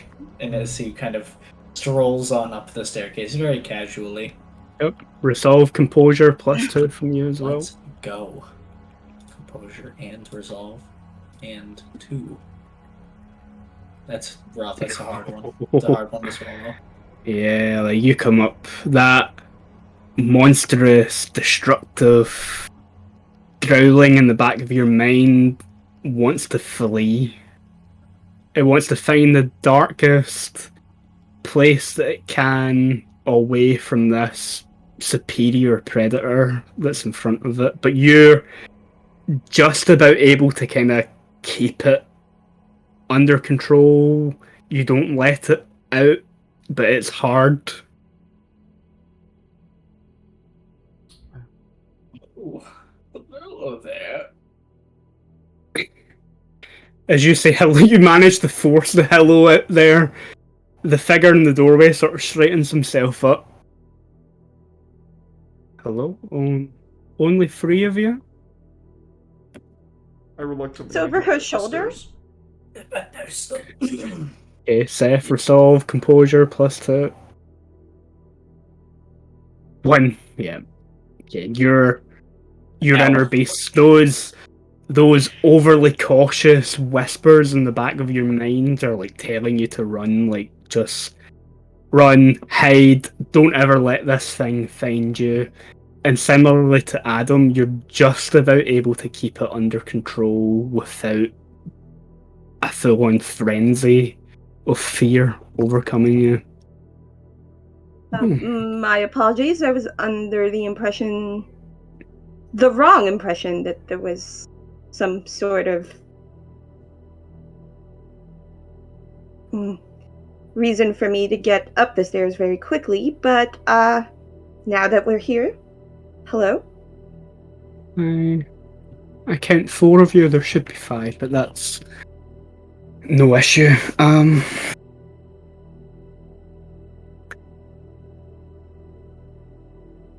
It seems that my letters and messages all reach the right people at the right times. He motions to the light switch on the side, like inside the door frame, like in the room. Do you mind if I turn the lights on? Not all of us are accustomed to having conversations in the dark. By all means. Please, yes, sure. Sort of hits the light switch. As he does it, I would like a wits and politics roll from everyone. Alexa would be embarrassed at this point because she didn't know where the light switch was. She didn't Can- realize there was a light switch there. Just like Kindred politics will apply here if you have wait, so the specialty. wits and politics Yep. plus 1 on the specialty. Yep, if you want the specialty. No Auspex bonus. Auspex actually will help you here because it's something fast moving that most people would maybe miss. I'll let you apply your Auspex to this room. Nice. Yes, No modifiers. nailed it. Should have put a point in politics. My 1 brain cell. Wait, Hey, no, one it's that- not even one of the intelligence. first things you buy with the XP. Yeah, at this point, yeah. I think I'm apparently. getting obfuscate for my first XP buy for sure. I If think I'm so my- weak, I don't want people to notice how weak I am. It's Oh, it's not dark. even intelligence. Some of you are kind of, wrapping your head around like this older vampires here. Whether or not you're ready to close to frenzy or not, it's still a bit of a surprise. Seth, you notice the glint of a ring on this man's pinky fingers. He sort of swipes his hand up and turns the light on, but then you have to kind of, do the thing where you close your eyes for a moment to adjust to the light up here. But despite how fast the movement is and how casual the movement is, Alexa, you can't help but notice the ring on the finger is not what you would be expecting. You wouldn't be expecting someone wearing this type of ring to have contacted you, of all people, because this pinky ring that this man is wearing very clearly has the insignia of the Infectus on it.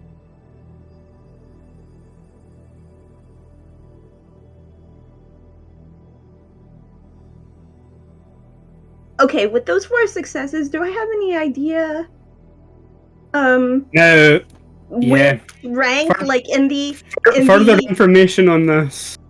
For 4, yeah, 4, I'll give you more. I just want to know, do I have any sort of idea how important this guy is? It's a gold ring. And He's tripping. it, like, as the light goes on, you manage to catch a glint of color coming from the ring, and the sort of precious stonework or semi-precious stonework that's sort of embedded around the ornate eye on the symbol is purple. And that would indicate that he is both a Fentru and also a member of the Inner Circle.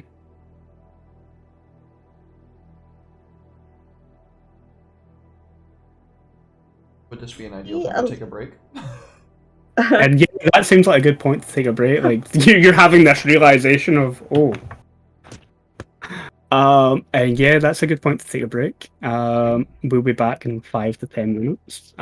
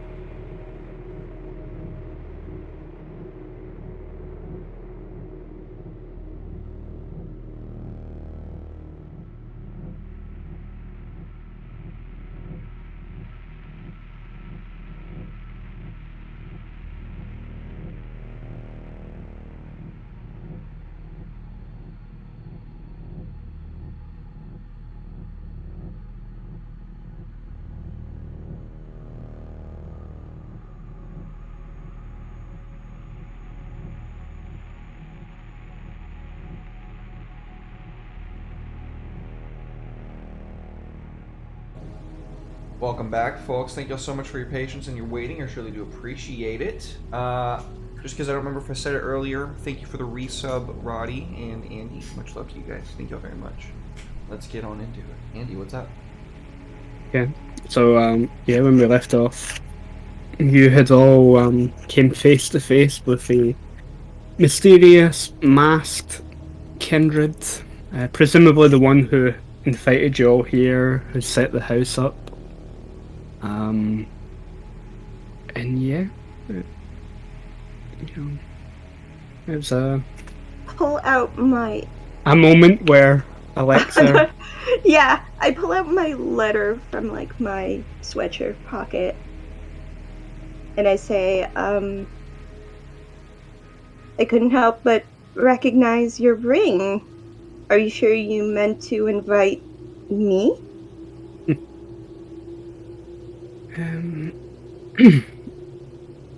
I thought that might have went unnoticed, or I at least wasn't expecting you to be the one that would have noticed it. And yes, I did intend to invite you.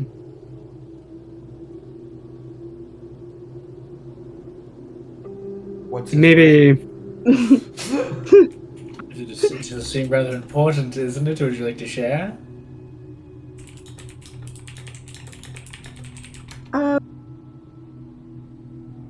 Well, someone of his stature.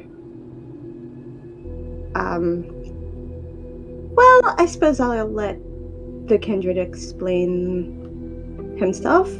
I just wanted to make sure that,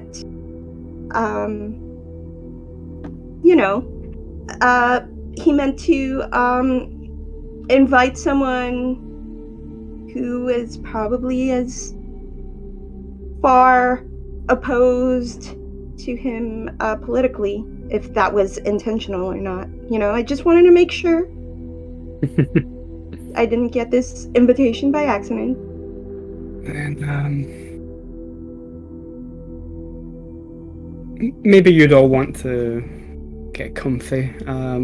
During the day, I'll have someone come in and clean the place up if you choose to accept what I'm offering.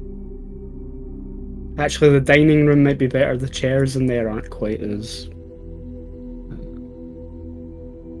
moldy as this. I'm gonna like make way for Seth and Adam to go up, and I'll be I'm like, paralyzed in fear. You'll have to Adam. pull me. Adam's gonna credit. I mean, I his could teeth literally really hard. I could Over literally the shoulder. I literally could pick him up and take him up the stairs. Carry him like a cardboard cutout of Like, Hey Seth, buddy, you okay? Or wait, I don't know his name. Hey, buddy, you okay? Sorry, retcon. I don't think we introduced ourselves. That guy's pretty old. Yep. Can I get a reading on his aspects? yeah, give me a. Well, what was it? What? Whoops. I believe it was intelligence. Yeah, intelligence, empathy, aspects, and his composure is a 4, so -4. Minus 167. 1, okay. Once you're kind of starting to get control of yourself, you start to size this older kindred up in front of you.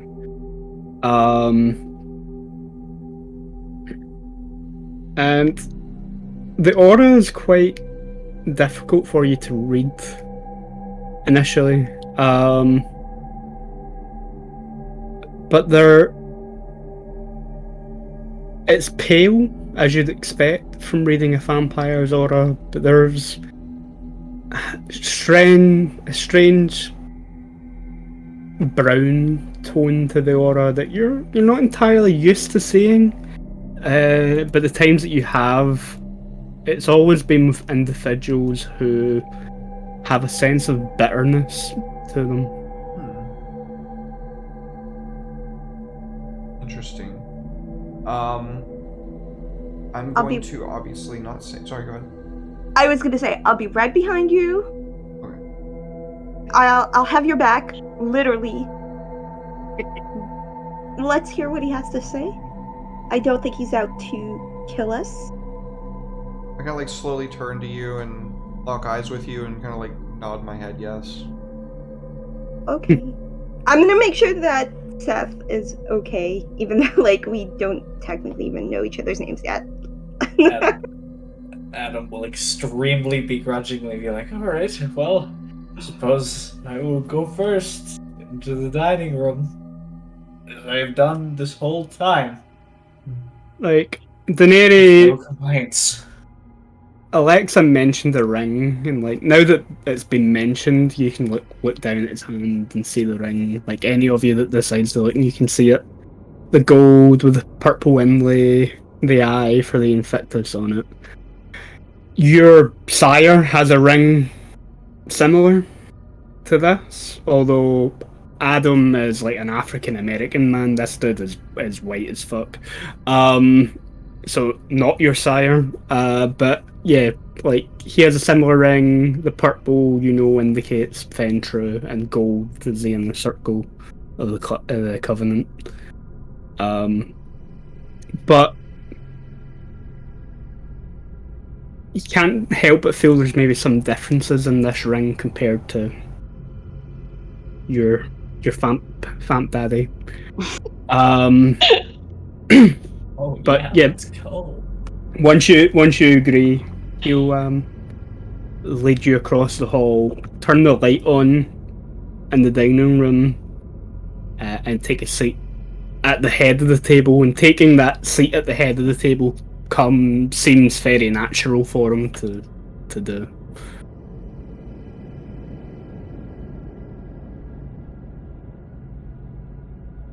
I sit in the corner, not at the head, not like at the reverse head, like in the corner far away from Is he gonna sit as close to him as possible? Because he is not used to this setting particularly, and thinks he wants to be able to hear everything this man has to say, so he'll sit close to him. I'll sit on the other side. Like directly next to him. Yeah, like across from Adam. Yeah. Right, yeah. Hey, it's just a cool kids club. We're the teacher's pets. Alexa is going to sit.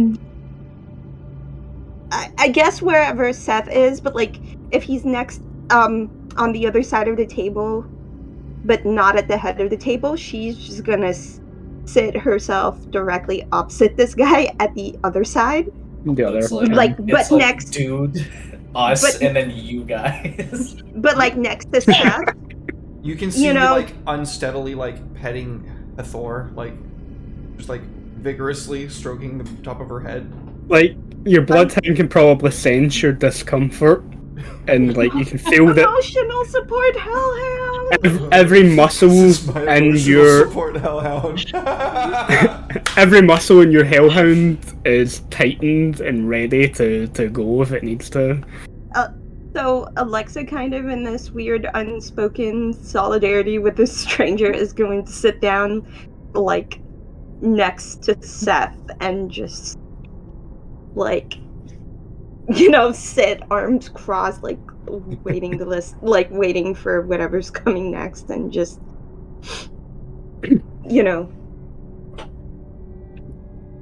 tough girl posturing.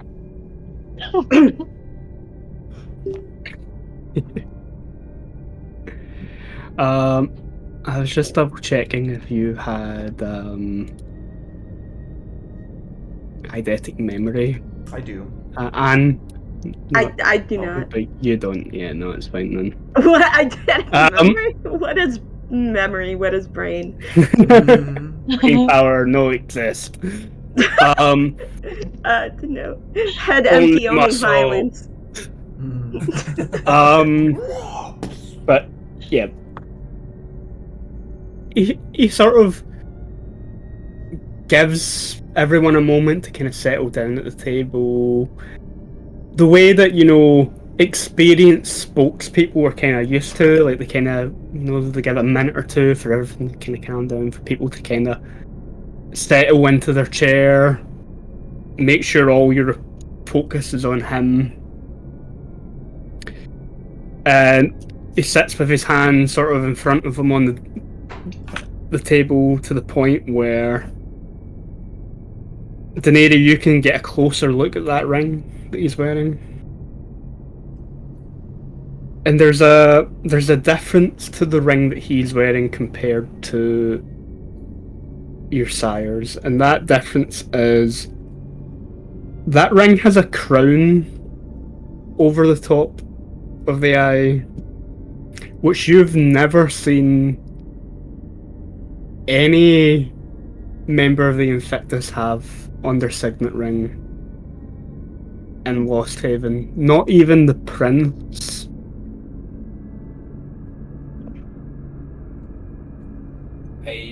I do have a question. So I do have encyclopedic knowledge. Oh. Could I attempt to use encyclopedic knowledge on covenant symbolism? Yeah. Sherlock Holmes, motherfucker. Yeah, I'm kind of like that. So, Just combobulate. you... Okay, so Adam and Seth share the brain cells of this coterie. You're sort of... Like, you're sitting right next to him, so you can clearly see the ring as well, as he sort of sits with his hands crossed over each other on the desk. And your brain starts to kind of mull over the symbolism. So yeah, it's obviously it's an Invictus ring. You know that the Invictus use colours and stuff to indicate what clan they belong to. So purple is Fentru, an indigo, a dark blue is the colour that the Maquette use within the Invictus. Red is the Deva. Green is the colour that the Nosferatu use. And the Gangrel use like browns or kind of ambery colour oranges, depending on the type of material that they're using. And that dates back to a human tradition that goes back to the noble families of Milan way back, and then your brain is sort of going, and you remember that the first Prince of Lost Haven had a signet ring not too dissimilar to the one that this individual was wearing, but being a gangrel, the inlaid stone around the Covenant emblem would have been like made with amber or a deep orange sort of topaz instead of the purple of Fentra. And you're under the impression that if it was the old prince, who by all accounts was old as fuck, that fear would have been far bigger than what you experienced. But that crown is a symbol that this person is a member of the Invictus from London. And that the old world, London, or British Invictus tend to use a crown to symbolise that they are still part of the human kingdom. Right. And obviously the first Prince of Lost Haven came here with early settlers, and that's why his signet ring had the crown. But that he passed an edict in the early foundings of the city that crown would not be there once, all those filthy colonies got their independence. Yeah. Yeah. Okay, so he's Which this particular vampire is not local. Okay. Okay. So that's a lot to take in. As Adam's head is steaming out of the ears, attempting to calculate all this information in his head. He'll look over. Sorry, go ahead. Didn't mean to cut you off there. No, you're good. He'll look over to this vampire and he'll be like, "Why, that is some mighty fine symbolism you have on that ring of yours, stranger. I suppose it is. This is when it clicks to you, though. His accent is not English or British. Very much an American accent. Where? Is it mimicry or is it like legit? I think that would require a wit and expression roll. Ooh.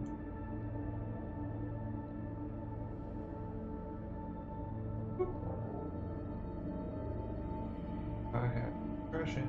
No. I don't think any of you have expression apart from Joey -4? California. For expression, it will automatically add the minus, and for social skills, it's only a -1. Minus. You don't even have to put the minus in. Yeah, it would have already applied it because you don't have any dots in expression. Nice. So I couldn't even succeed. Cool. No. No, I like Anybody? it. I like it when games have like mechanics. It's like, nope, that's just too powerful. Yeah. Or you're just bad. Any modifier? No. Daenerys has expression. Yeah. No modifiers. No, just a straight up wits and expression roll. 1. Okay. Love it. There is the accent seems genuine. It's not. He's not acting. He's not trying to mimic the accent. It feels very much like a Maine or New England or Boston-y type accent. Maybe a little bit outdated, but very much from here, from the region. Were you a revolutionary vampire? I'm not saying shit because I don't want to say the wrong thing and get killed. So take it away, folks. So, yeah, I guess Adam, you're like, well, it's only an observation, but if I'm not mistaken, some of the very specific symbolism on that ring would indicate a London sect of a particular covenant of importance to the region. Am I wrong about that? You're very much right. I've spent some time in London.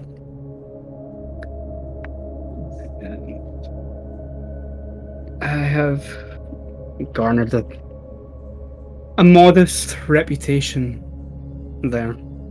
Oh, yes. Modest. And he looks across the table to Alexa. Not too long ago, our political positions would not have been different.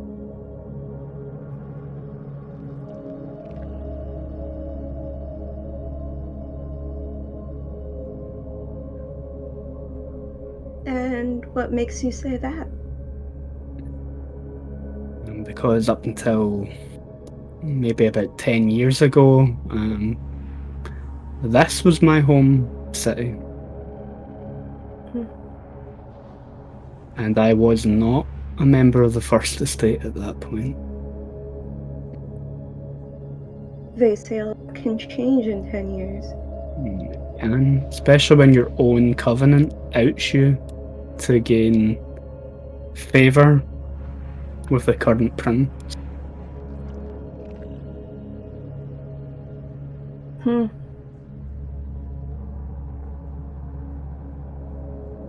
So they hung you out to dry to the First Estate? Is that what that was? They did, and I pulled every single favour that I had left in the city to get me on a cargo ship and get me as far away as I could. Unfortunately, that ship stopped in the UK, and I found myself as a guest to the First Estate in London. But I've been around for a long time, and they recognised that And I felt, what a good way to get back at my old comrades. Then join a former enemy.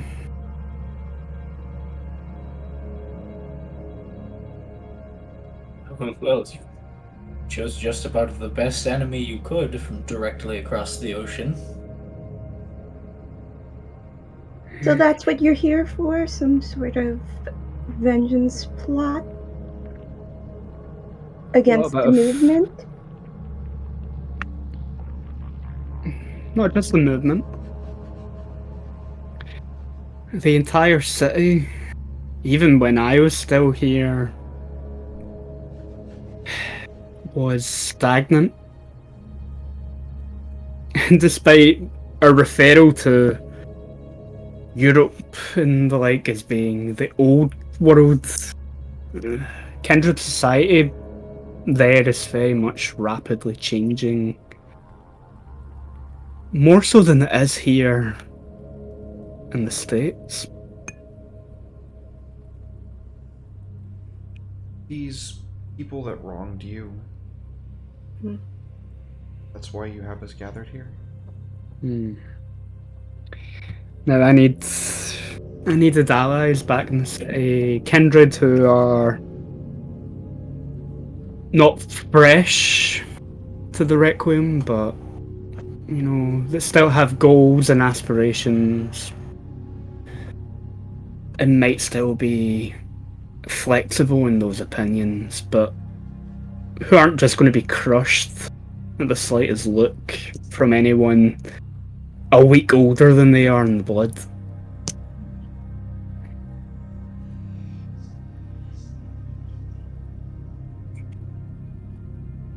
Well, I don't usually take up old grudge operations, but this does seem to have an interesting twist on it in terms of the target. I'm in. That was quick. Does Now, when I resided here before, the Circle of the Crone here weren't even openly allowed in the city. So I suppose that is a change. it's Seth kind of like, okay, didn't expect that. And looks at Adam and Daenerys, waiting for them to say stuff. And then just like sitting there. Adam will motion to the much older vampire and you say, "May I?" implying to try to like say something to him that he kind of only wants him to hear. He'll lean in towards you. And he'll kind of mumble. He'll be like, "All right, I really only care for one thing. What's the possibility of me having access to knowledge of the profane? You know, the obscene knowledge of the world." You can't see the face under the mask, but you can hear the tonal shift. London, even out with the halls of the Ordo Draco, has the largest occult library within kindred society in the known world.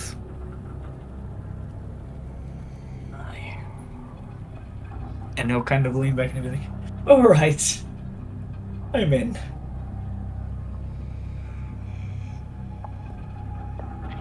Does Daddy know about this? I always had some respect for Adam, even when we were on opposing political sides. Clan mutual respect, obviously. I think he has received a few letters from not only me, but elders within the First Estate from across the Atlantic. They want a Fentrue to be at the head of the Infectants.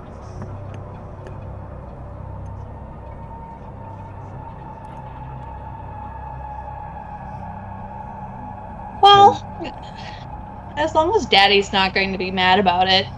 Sounds like fun. I had a lot of people do me wrong. Fuck it all. That's incredibly alarming. That's the reasoning, and I feel some strange empathy for you. Kind of give you like a cold look. I guess you're sitting like next to me, so I'm just like tilting my head towards you, and just kind of shrug and look back to the old vamp. Never mind, you've erased all of the empathy from my heart. I'm sorry for wasting that couple of seconds. That moment of Wasted humanity. empathy. That's Wasted the name of gun. my new. I have very little, and you've expended what I had left, thank you. Wasted empathy. That's my new cover band. Okay.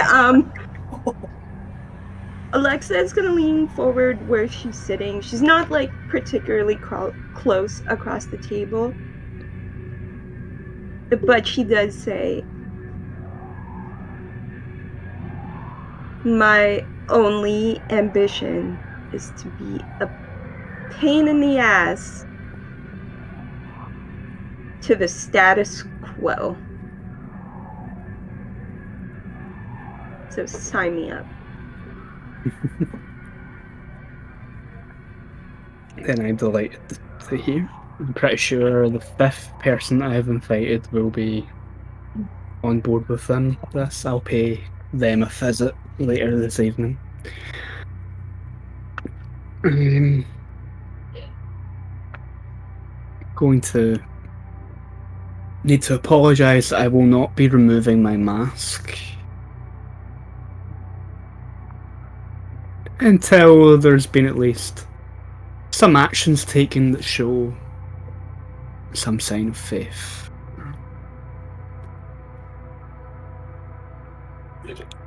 No more scrounging anymore, right? For scraps. Well, I plan to entirely restructure the city if things go my way.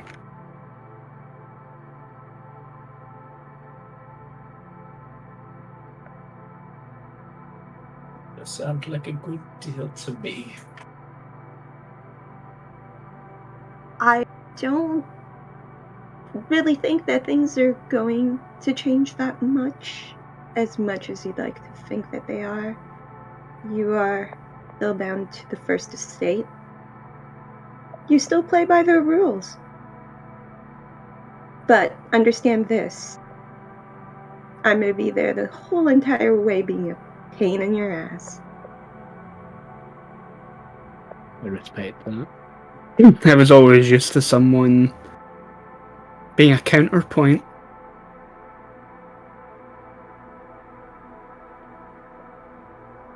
The only way I know how to be. What's the Now name of that- this little group? Give me an intelligence and politics roll, please, Alexa. With kindred politics and your Carthian status, you can add that as a modifier. Sick! As well. Yeah, that actually counts for something. Okay, let me see. So, is it intelligence or wits? Intelligence. Intelligence, politics, Mm-hmm. with a +2 for my status and my Specialty. Yeah. Okay. Why doesn't it click into politics? Oh, there it is. Okay. Roll the dice, baby. Here we go. Now, Nice. a few things about his choice of words. He said that he was used to having a counter point when he resided in this city. And you know that the leadership of the Carthian movement over the last few years has changed. That He was in the movement prior to him leaving, correct?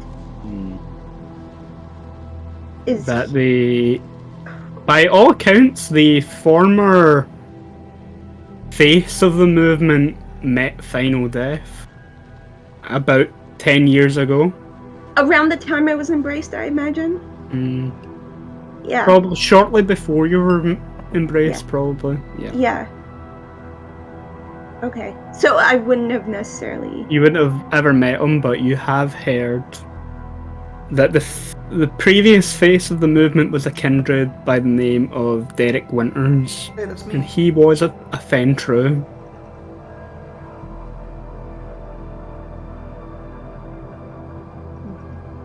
That other members of the movement ousted him for having his own self-interest at the time instead of that of the movement, and cast the blame for some actions that weren't even taken by him to the infectors.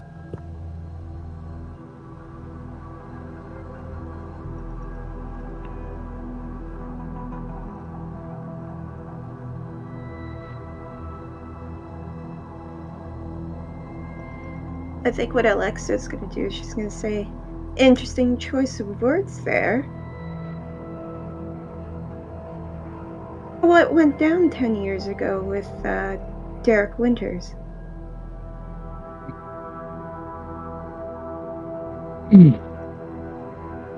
Certain members of the movement didn't feel that enough action was being taken at the time.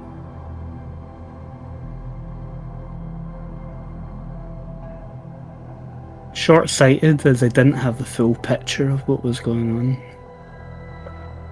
And you did? I think I was the only one that did. What was going on? Can someone fill me in? And time. Just For the looks moment. at Seth and says, "I'll give you a rundown as soon as this is all over." And so I just want to make note that Alexa will eventually explain all the stuff, the Carthian stuff, to Seth everyone later else. as an aside. We'll info dump that later. Sorry. Go on. He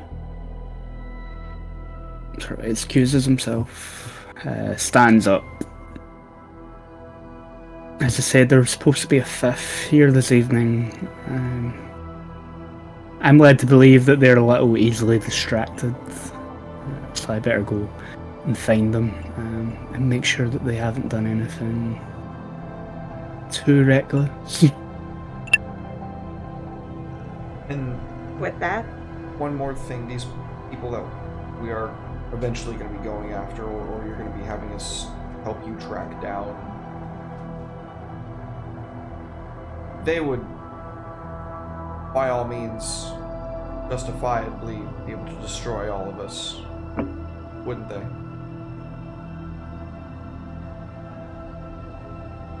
They would. I'm not going to lie. What you're getting yourself into is dangerous, but ultimately for the benefit of the entire city.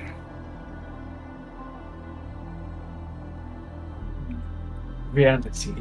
The danger isn't what's really important here. It's the delicious reward on the other end, yes? Exactly. We're paying the ultimate price potentially. But think of what we could get after this.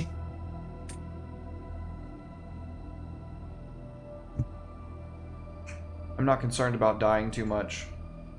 Just wanted to make sure that that's what we were doing here. And to think I thought I was out of empathy.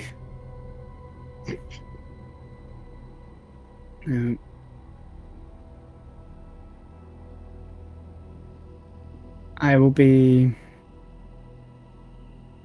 leaving some addresses and names.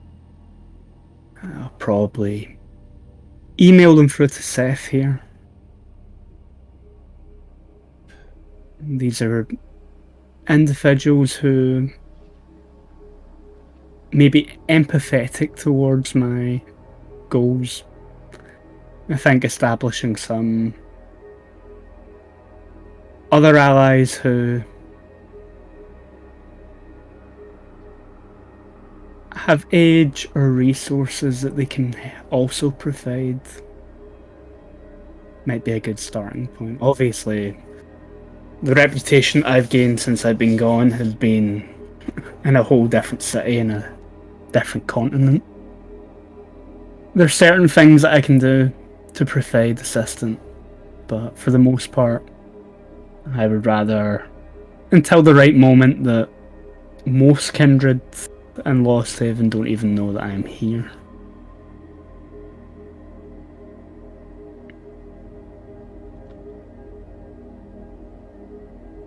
But not even the Ventru of the city know you're back, or the First Estate. At the moment, the only other Fentru that knows that I'm back in this city is the lovely Daenerys here.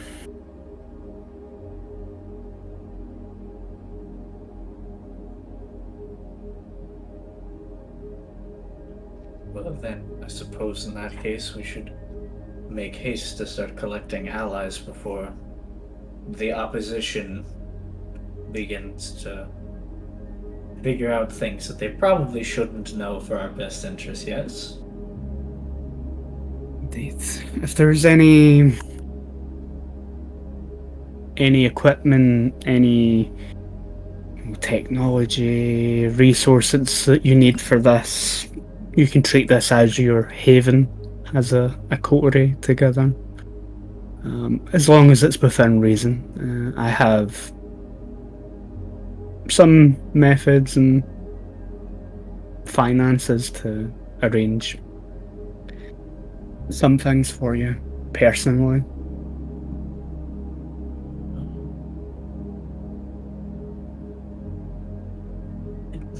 I do have a weird question that your age might be able to benefit me with an answer. Is there a way to artificially induce torpor in another vampire? I think the only method is the one that we're all aware of. A stake through the heart will artificially It's good do to that. know. It's good to Not know. an easy task, but I'm sure he looked at Alexa. Some of you might have the brute force to manage it. Just thought of a lovely way that we can start accruing allies with an old trick that I know. I heard in London of a peculiar Nosferatu bloodline. There aren't many of you here, this side of the world. No, but we are a proud people, and we do practice tradition very, very religiously. I do believe you know what my intentions might be. I think you know why you were one of the people here that I got in touch with. Well, outside of my dashing good looks, I suppose I do offer some utility to the group. Those unique disciplines, as well as a little knowledge in Phoebe sorcery, doesn't hurt. I wholeheartedly agree. If we're simply laying waste to everything, I hope you don't mind if I do a little bit of sharing knowledge. Druids are very particular about who they let their secrets go to. Secrets. You do what you need to do. That's me asking if he's cool with diablerie, basically. Oh, That's the only way I can think of getting fucking spells later on. They're not going to be able to teach me anything if we fucking kill them all. you can't gain Cracra Diablerie. Oh shit. Um, That'd be a problem. you can gain the ranks and the discipline, but you can't learn individual rituals for it. So you could potentially bump your potential to learn higher rituals, but not actually learn the rituals. I hope one of these allies is a Um, high-level Cruat caster. He there are certain covenants here in the city that I have no qualm with. The Circle of the Crone is one. As I said, your beliefs weren't even openly accepted in the city until after I'd already left. The same goes for the Ordo Dracul. And I hear that the Lancia Sanctum has had a shake in its leadership recently as well. We like not to dwell upon issues in progress.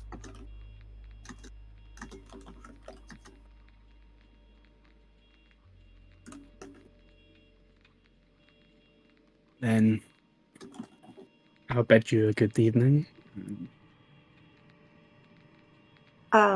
As he leaves, Alexis stands up and kind of leans in to say, Faye Lawrence sends her regards. And then she walks in the opposite direction that he's leaving. Just dramatic exit into some other room. Like the storage closet. The kitchen. Into the kitchen. To get another blood bag. There you go. Another Capri Sun. Let's go. I had to wake up for this, okay? He maybe stalls for a split second, and then continues on his way into the hall and then out the front door. You can hear the hinges screech as he sort of pulls the door shut behind him. Did he slam the door? Did Alexis No, get a it was reaction? he just closed the door. Did she notice a reaction at all? No. No. Damn. Hard with the mask on. Oh. So. No, that's fair. I just Alexa being a little shit because that's her personality right now.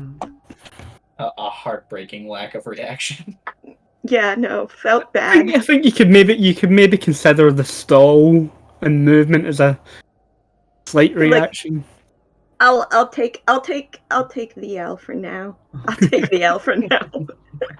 So that went well. I mean, that went well, right, guys? I would say this is a mutually beneficial transaction, wouldn't all of you? Alexa just shrugs. My name's Alexa, by the way.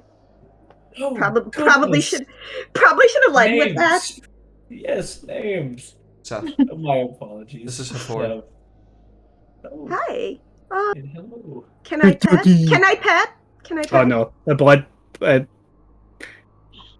think the Hellhound will be happy with other people petting her. I mean, if it's cool with you, Seth. It's fine with me. I don't think she likes it though. So. Okay. Kind of forced. Nice to meet you. The moment any hands other than Seth's go towards Hathor, she will growl. Yeah. I'm just like, I go to reach and then I'm like, no. Nice to meet you though, Seth. You too. Yes, my name is Adam. And you, Adam. Yes, you as well.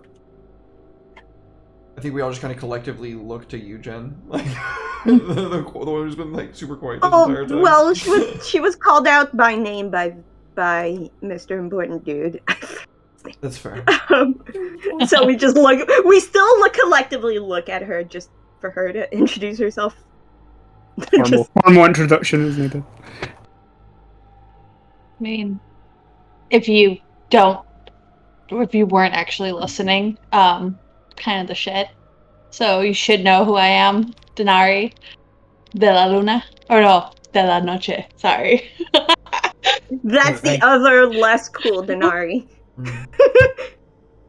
Yes, I'm so glad you reminded me. I already forgot your name before you even said it again. I'm sorry.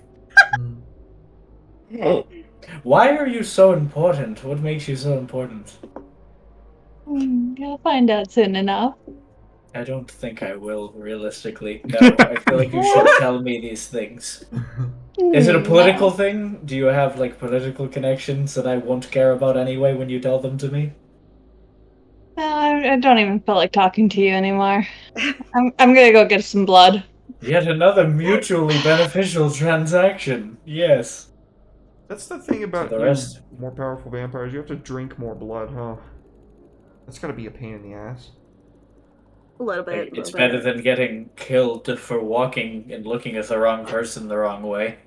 Ah, but if you're not powerful enough, they don't even notice you. That's super not true, actually. I'm It working is on super not obfuscation. true. Come on, give me some time. And Obfuscation, you say? I'm I could working teach on you a it. little bit about that. Really? Just a little bit. Just a little bit. Us Nosferatu are really good at hiding, because some of my compatriots are rather ugly. I may very well take you up on that. Wait, it explains why you don't have that many dots in it, because you're not a He's hideous not. monster. He's hot. No, Nosferatu, and they He's all a hate hot- him for it. Hot he's a hot Feratu. Sferatu. Yeah. Hot Feratu, nice. Hot Hot Nosferatu. in a serial killer kind of way. Yeah, well, he's hot in like the like Homelander from The Boys kind of way. Ooh, So yeah, that's a good one. where he's like, oh, like there's something really awfully wrong with this person behind. He Like, looks at you the way a face. shark looks at a tuna. That's why I've been doing a lot of this, a lot of smiling like this with my teeth. You know, Oh, like yeah, there you go. That's good. yeah. He's the prettiest of the Nosferatu, which is Yes, I'm possibly- so pretty. Especially They there's say- prettier, but there's not in Lost Heaven. I am truly drop dead gorgeous. Are you a Nosferatu in striking looks? Yeah. Oh, Should have, sorry. Just a really hot. No, right? sexy Missed Nosferatu. opportunity. Damn. I say, You would be the hottest one. My XP points are going into politics and striking looks. I say, it appears our new friend said that you're a Theban sorcerer. I do dabble a little bit. Yes, it is kind of the patron art of us sanctum worshippers. Put that much stock into a bunch of old texts written by men. And you put a bunch of stock into a dog that could be killed by men. No. Because... Yes. Yes. Half orc with her 2 points in figure just rips things. I don't know. I mean, Same amount of vigor as Alexa, and it's hilarious. I was just like, I don't know. I mean, all knowledge is worth considering. Demon sorcery just has an interesting wealth of knowledge. Very, very applicable knowledge for certain individuals you run into. Oh, so it's more of a means to an end type of thing. You're not a religious zealot. No. I'm only, admittedly, don't let anybody else say this, a member of the Sanctum for the accumulation of knowledge for myself. The can Sanctum is just respect a very good means to ancient texts. I can respect that. Yes. I love this. Yeah. So- Basic dog stat block has strength 4, by the way. Let's go. Okay, no, the dog is literally stronger than I am. It is not right. Okay. Probably stronger than all of us. Well, no, I have 2 dots in strength, but I have 2 dots in vigor. But yeah, that dog is a monster. 4 strength, 2 figure, brawl 3, and bite does 2. It has a as much plus 2 lethal as well. What? Oh, Jesus Christ. I originally, You don't want to get caught by the dog. yeah, in my other Okay. campaign, I ran a character. I want to that sick her on a had- SWAT team so bad. So, everybody, Eat the piggies. he said that we could use this place as our haven to get set up for stuff. Did he actually leave the list of people with us? Said he was going to email it to Seth later on. Okay. For now, it's for you guys to get acquainted with one another and settled into your shared haven. Beats paying Yeah. rent. Guess I can Um, probably cancel my lease. It's a good idea. I don't even have to pay for my apartment anymore if I didn't want to.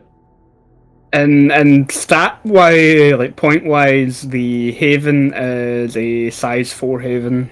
It has security 4, but it is location 0, which means it's not a good place to hunt from, but it's secure and big enough to accommodate a full coterie comfortably. It might be a good idea to keep our pedestrian domiciles just in the hypothetical case that in all the dangerous things we do, our little safe house gets burned, you know? Nah, I kind of want to leave my old life behind, to be completely honest with you. I was thinking about maybe just staying here. You could do whatever you please. I'm just offering alternative options. Hmm. I mean, my sire kind of left me with a hole in the wall, so to speak, just to hide out. Nothing fancy. But I think I'll, go back and forth. It's just easier, and the gym lets me blow off some steam, so. Oh, of course.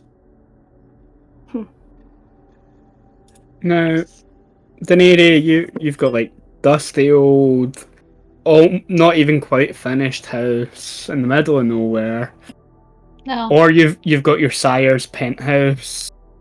I'm in the going back middle of to the my city. penthouse. That's a no duh. Your penthouse? Seth recalls that Daenerys earlier said that she lives like a normal person, and like that's not true either. Just the opposite direction.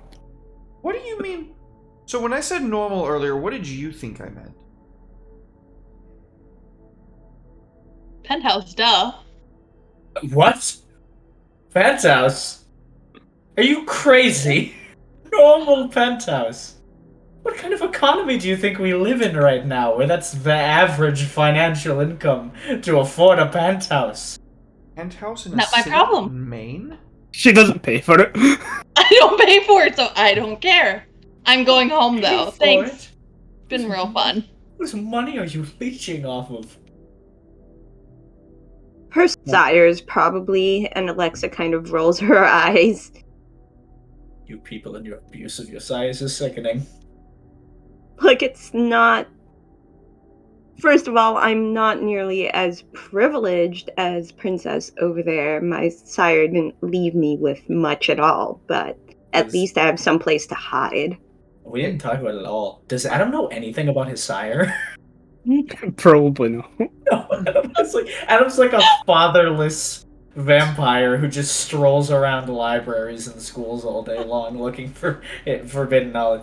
So he's like, well, at least you know your sire. Can relate. You also I not say, know your sire? I'm seeing a What is common happening? thread between all of us. All Nosferatus have daddy issues. You made it this way! That is so true. I'm seeing a common thread between all of us that we all kind of have a reason to want to burn everything down, but Daenerys, I'm sorry, I don't know why you would care for such a thing. Oh, I just wanted to have some fun. I made sure of the only thing I really cared about, and that was as long as Daddy doesn't get mad, then I don't care. Simple enough. You seem like the type of.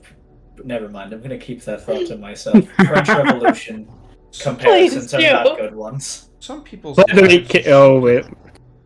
Not everyone likes French Revolution Well- comparisons. 3 out of the 4 of us have motivation to see things burned to the ground. Princess over there, I'll never understand that. I would think that you would benefit the most from the status quo. I don't know why you'd be motivated. This hardly seems like the type of thing that would be considered fun.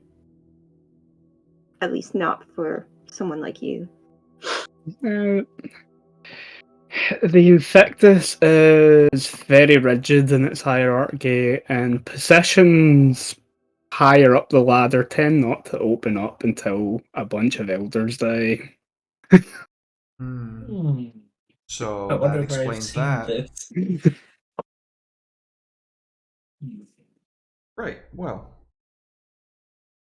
I guess that kind of explains things. So, how do you folks feel about killing much older, much more powerful vampires? Because I personally am not going to be much help in that regard. I can help you find them. I'm Not the much best help here at yet. helping them find it. Not much help yet. There's always potential. Never underestimate yourself. I don't think I'm I- ever going to be as strong as Alexa here, Well, strength is mean- relative. but that's what I have Hathor for. I don't have to. I have Well- no problems doing what needs to get done. If it means defending an ally or just, pure destruction for whatever end goals we might have, I'm totally fine with that. If that includes attempting to take down stronger vampires, I'm not going to say I would guarantee my success, but I wouldn't shy away from trying. Alexa likes a challenge. Well, when it comes to the older vampires, they do have the juiciest secrets to take. That's the word I'll use, to take for myself. That's Um, that's the case. Like, the older you are, the more skeletons you probably have in various places. do taste delicious. So I propose this. Check for Diablerie! Check the aura for Diablerie! Yeah, I was about to No, actually just kidding. say, I suggest this. We all, Start eating people. we all help each other diablerize our sires. Whoa, good gracious, That's man! our victory no. condition for the campaign. Diablerie. It's an extreme style. First of all, my Someone sire, doesn't benefit from this either. my sire is awesome and has done her best to, help out in a very hands-off sort of way. She's also kind of a big deal, so I'll pass on the sire Diablerie. No thanks. I looked never at even met Adam. mine. Come on. I've never even met mine before, and Diablerie is incredibly not okay. I don't want to get like the Italian council involved. They don't have Yeah, to they know. are very frowned upon if by you the can- Lancers, aren't they? If you can find out if someone's Diablerized before, then anyone can find out, really. I'm gonna be honest with you. If you think that we'd even get out of Maine committing Diablerie, you're insane. I very much want to eat the person that did this to me. They stripped my That- life from me. I want to take everything from them. Yeah, That is you don't know your cool and sire. all. It's super cool, but I do. can you do that after we do all of the cool stuff? So that when you get arrested, it doesn't detract from the success of the rest of the group? Because that would really overshadow all of our accomplishments if you ate someone. I'm not making you any promises. You don't have to make me a promise, you just have to lie to me and tell me you won't do it. I'm not going to do that either.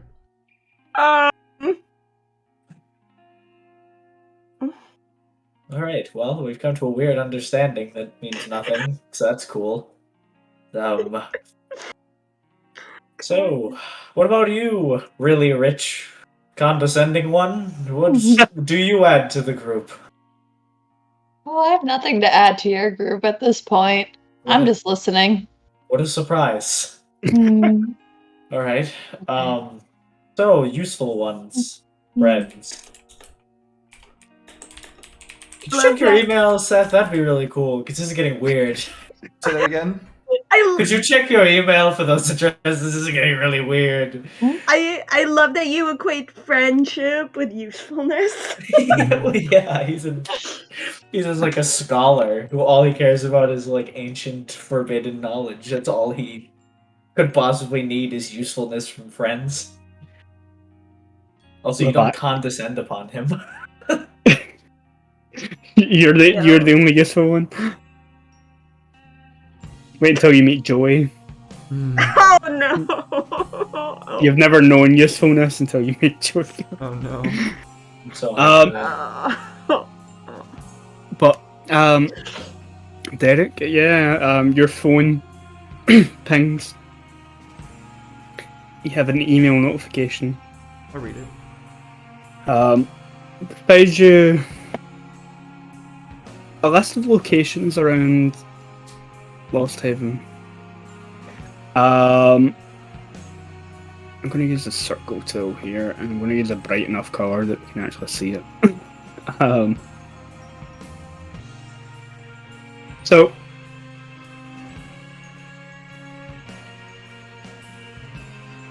one of the names and locations that you are given is for a particular member of this group's sire. You are given the name for Faye Lawrence in the list. And it tells you that Faye is normally out of the city. She's Um, home? Mommy's home? But that you will find her. This is actually not going to be on the map. There's a motel not too far, maybe about 30-40 miles outside the city limits, that Faye sometimes stops in at when she's on her way back to the town. It's a bit of a... probably going to be a seedy sort of motel. It's probably got a bar kind of nearby. And even without needing any like streetwise roles or anything like that, you know that the sort of place typically frequented by like bikers. Sometimes like there are forestry sort of places, industries in the area. So you know you're kind of rugged, woodland, woodsy type of lumberjacky type guys that like to have a few beers, play pool, maybe get into a fight or two. Also kind of frequent that place, so it's like some of you might stand out like a sore thumb.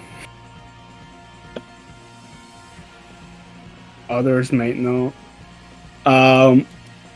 You see that he has put a note here that sort of says that, you know, despite Alexa agreeing to be part of this, it doesn't necessarily mean that her sire will entirely be on board. But he does note that it's worth a try, particularly for getting Carthian support, because Faye wasn't in the city when he was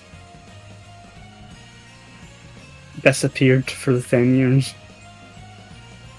She doesn't have reason to hate him. Yep. You get given another address that's actually out of the city limits. This one is actually in the town of Burlingfax, which is like a town, next town over. It's kind of on this way out of the city. It's what the county that Lost Haven finds itself is named after. It's actually an older town than Lost Haven, but smaller. And the address on it is the cemetery there in Burlingfax. And the directions are to a family crypt. A crypt belonging to the Rhodes family in Burlingfax. Do we know anything about the Rhodes family? Is that like a... The moment, like, even... Like, how long have you been a vampire for? I've probably been the vampire for the least amount of time here. It's maybe about a year, maybe even embraced during, like, the pandemic. Yeah, sounds fair. So, not familiar to you, but if you mention it, like if you're reading the list out at the table, the 3 other vampires here will know the Rhodes family name. Oliver Rhodes tried to usurp the princedom of the city from the current Prince Olivia Black. I I know that name. Yes, And familiar name. his death is not up for debate. Final death? Wait, why? Final death is not up for debate. Um, Oh. there are multiple kindred in the city who witnessed Oliver Rhodes' final death. Olivia gave him time to leave the city and, in good standing, find another domain somewhere far away from hers, and he refused to take it. I think it's 2. It's two. But It's a cemetery then. Oliver Rhodes would have been one of the oldest vampires in Lost Haven. Older than even the current prince. And not all of his childer over the centuries are accounted for.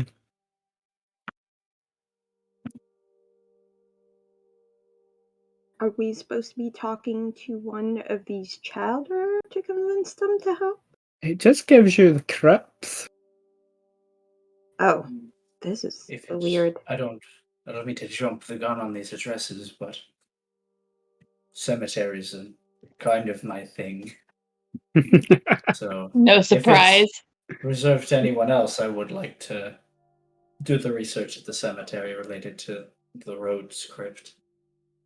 I mean, I don't know about you guys, but I think that we should hit these locations up together as a group. Seems imprudent to send one person there. We're You all never going know to what might happen. be dealing with Right. things far beyond individual capabilities, I feel. Why Now, we're all here. Also, can you fight? I'm just kidding. If you're out there researching and something attacks you, can you at least defend yourself? I'm capable. I'm a Nosferatu, not a Ventru. I know how to handle myself. The shade. oh, shade. The shade. The more shade, the bigger shade there would have been to say he's not a maquette. Oh, that would have been the biggest shade. Because I've seen Venture fight. He kinda likes Venture can be scary. thing, so Venture might not even need true. to fight, they just tell you to sit down and shut up. yeah, exactly. That leads Um, down to you. Now, the third name on the list isn't so much a name, it's a title, and it's a title that you're familiar with, as she is one of the leading figures within the very small covenant that is the Circle of Crone in Lost Haven. And it is simply titled The Maiden, who is one of the 3 ancient vampires who act as a sort of joint matriarch of the local Circle of the Crone in Lost Haven. They also reside out of the city proper. Now, the 2 that are going to be in the city, one is kind of hard to pinpoint on the map because they reside within the necropolis.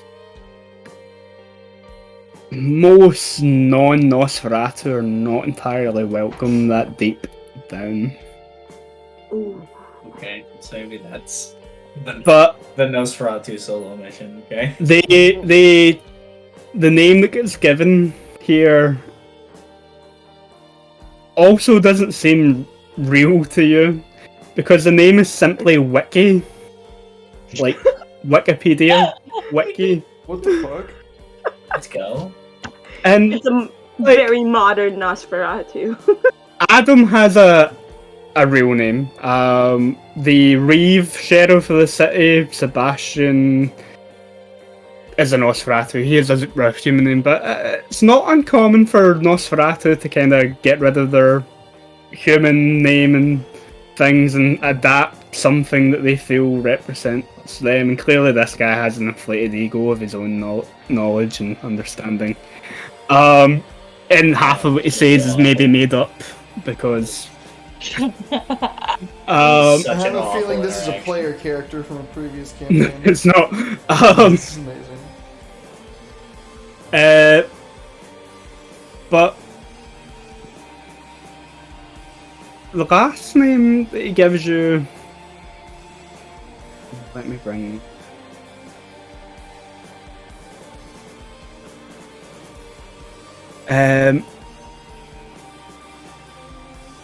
Actually, I have 2 more names to add to this list.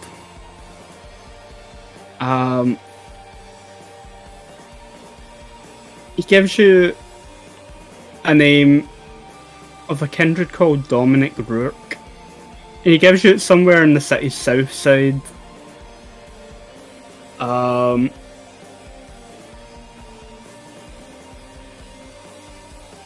It's just like an apartment address. It's not a place of business or anything fancy. I would need intelligence and politics rolls for any of you to even remotely recognize. Wait, intelligence or wit? Intelligence. Yeah. Okay, Yeah, please I hold checked. intelligence, politics. Anything to do with kindred politics? Yeah. Okay. I don't even roll on these. I literally can't succeed on these. So. You would need to get a 10 on the 1d10 that you get to roll. Okay. 1 success. Not a great amount of information. The one thing that you do know is this particular kindred is unaligned. They're not a member of any of the major covenants in the city, but they're also not known as being a member of Belial's brood.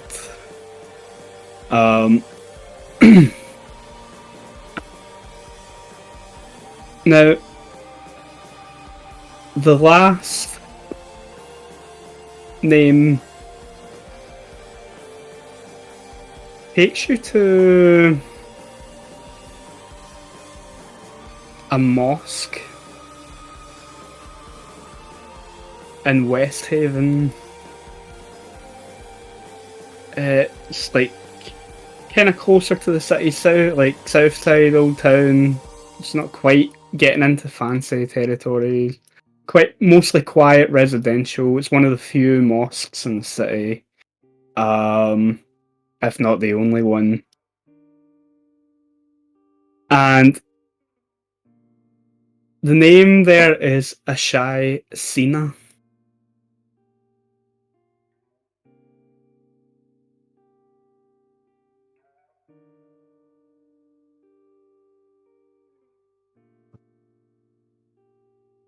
Do any of us And- know anything about that name? No amount of politics roles will get you information on that, but what might get you information on that is a intelligence and occult roll. Poggers. Oh, finally! Adam's I'm just glad like, I could be you know? useful. Something. Status Hey, look. prone? Do status in circles go? No, your status in the circle won't count. I can't imagine this name has anything to do with obscene truths, does it? No. Occultation? Occultation is more for your benefit than for. It makes you harder. If someone tries to use aspects on you to read your aura, it makes it harder. If they try to dig up information on you, it makes it harder. Oh, rip. 0 successes. I oh, got 2 wow. ones. That fucking Yeah. mega blows. A clean 1 on like That's- 7 that's- rolls. Those are meaty dice pools as well. Yeah. That's why you should let us re-roll them. What was that? I was joking. I said that's why you should let us re-roll them. Yeah. It fits. And it thematically fits that Adam has at least heard of the name over yourself. So the one thing that the basics of the Lancia Sanctum don't really cover is thematically they aren't always exclusively Christian. There are sects of the Langsay Sanctum that sort of dip into the two other major Abrahamic religions. Islam. Yeah. And Ashai amongst sanctified circles is... Christ. God, that sunlight looks I'm intense. sorry, I don't have a curtain, and God is punishing me for being a vampire right now. Yep. Ashai among sanctified circles is a bit of an urban legend. Ashai. And not a pleasant one.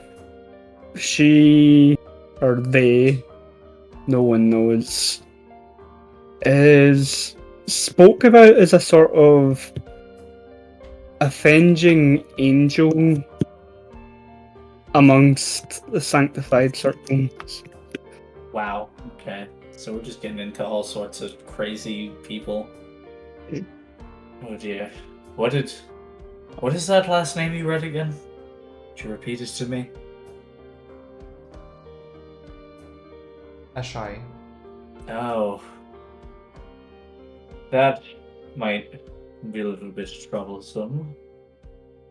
I don't know a lot about that name, but I do know that the context the name is spoken in is not a pleasant one commonly among the sanctified circles.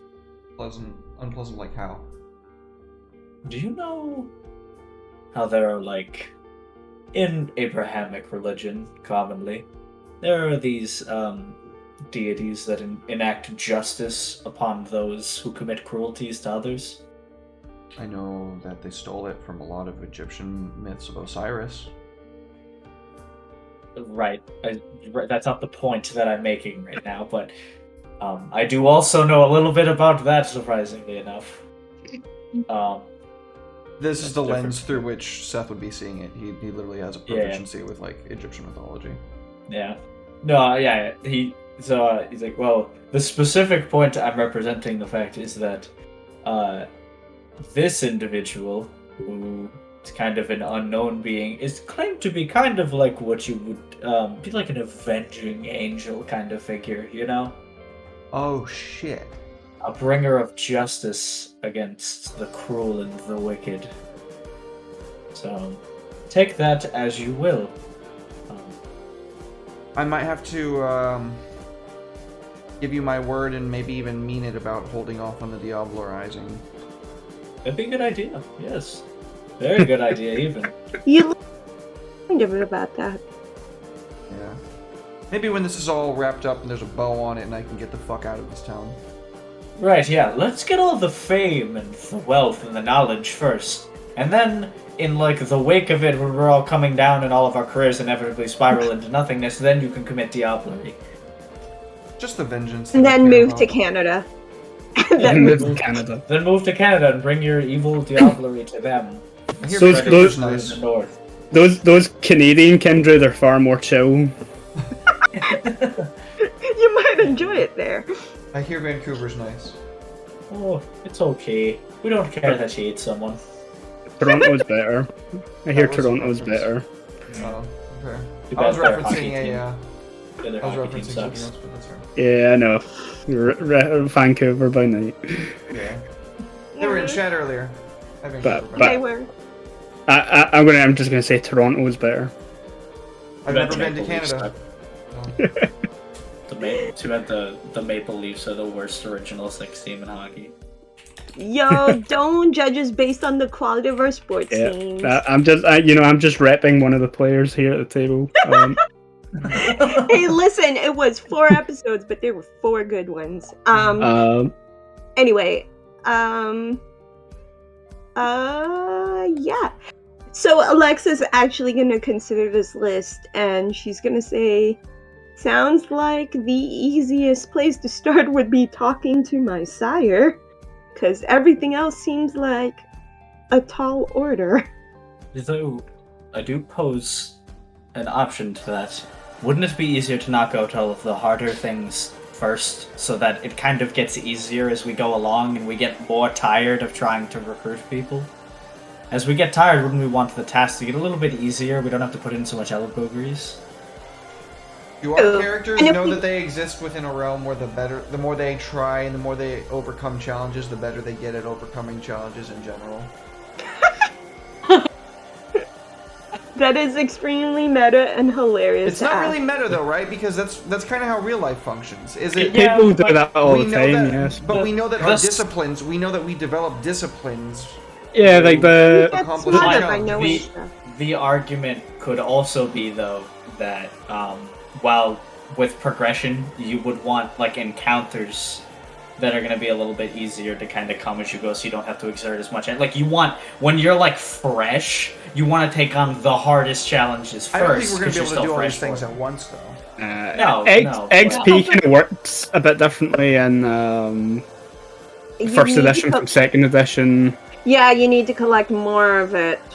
Um, The Level more up. the But, like- more the stronger you are, you need to collect more of it to advance. And I yeah, hate so it. it's a slower burn. hate it so much. But if we take all the harder challenges first, But like second edition not has gonna that give us any more thing, XP, has the is it? thing where you get like beats for doing things, and then once you get Yep. enough beats, it transfers to a point of XP. Like first edition is straight up XP. And yeah. I read and seen an article on the comparison where like you should get less beats in second edition the longer a campaign goes, because it becomes harder to achieve newer things. First edition does it differently. You get a point for showing up. You get a point of experience for showing up to the session. You get a point for good role playing.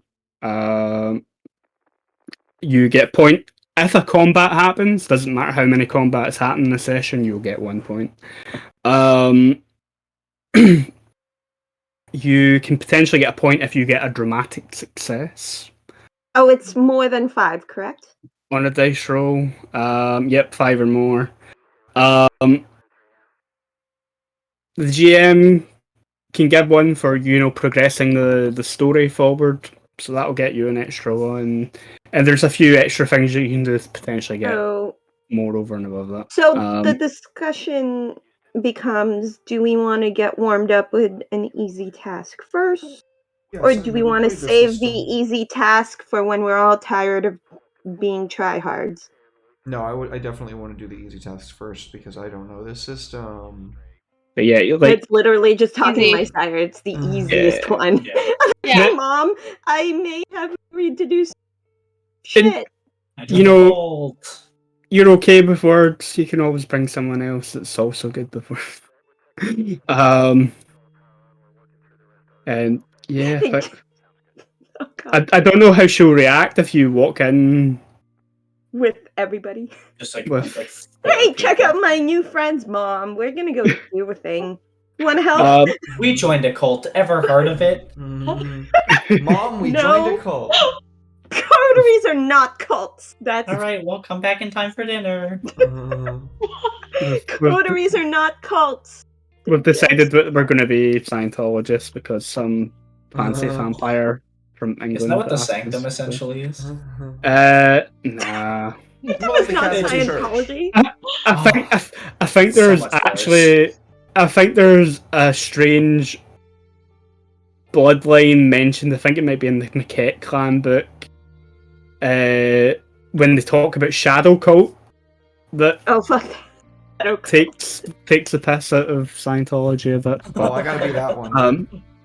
Yeah, But we're all yeah, joining that bloodline. Yeah. Yeah, you could go for the slow build and easy, I'm get a little bit of I'm also XP under down. your belt, Yeah. I think then that's a work good your way idea.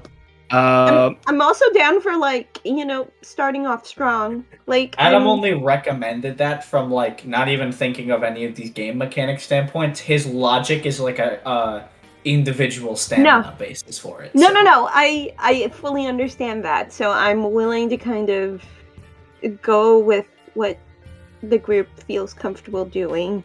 Easy to hard. Easy to hard.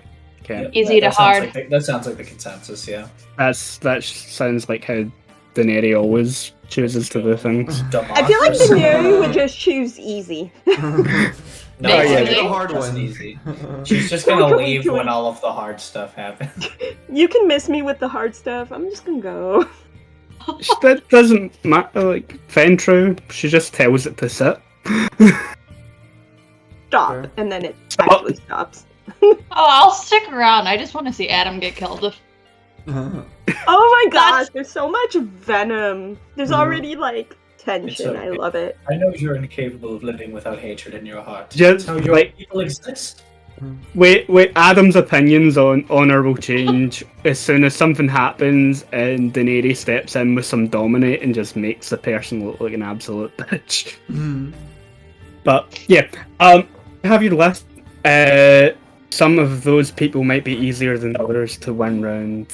Some of those things aren't even people; they're places that you've been given to go to, where you might meet a vampire or you might not. But things have been set in motion. You've all agreed to help someone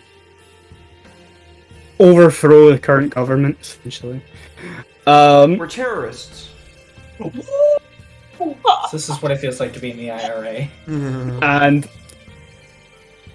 you are a mismatched group to do the task. But yeah, that seems like a good place to stop this session. You've got your list. You've all met each other, apart from Chuck's character hasn't been introduced yet, but that will be fun when it does. And yeah, next week we'll be working our way down the list, easy to hardest thing. Let's go. Let's go. Can we really have a list and then have like a genuine discussion about how easy or hard these are? Because I feel like Are we gonna build like a power scaling of like? how I everything's feel gonna like this be? is subjective. Like, obviously, if something involves beating the shit out of someone, I would think it was easy, but Seth would think it's not. I feel like it's a very subjective thing. Universally, the Angel of Vengeance is probably gonna be like top of the list, at least like number 1 or 2. Like, Tier everyone list. agrees that one. Like Tier- that's an S tier problem to deal with.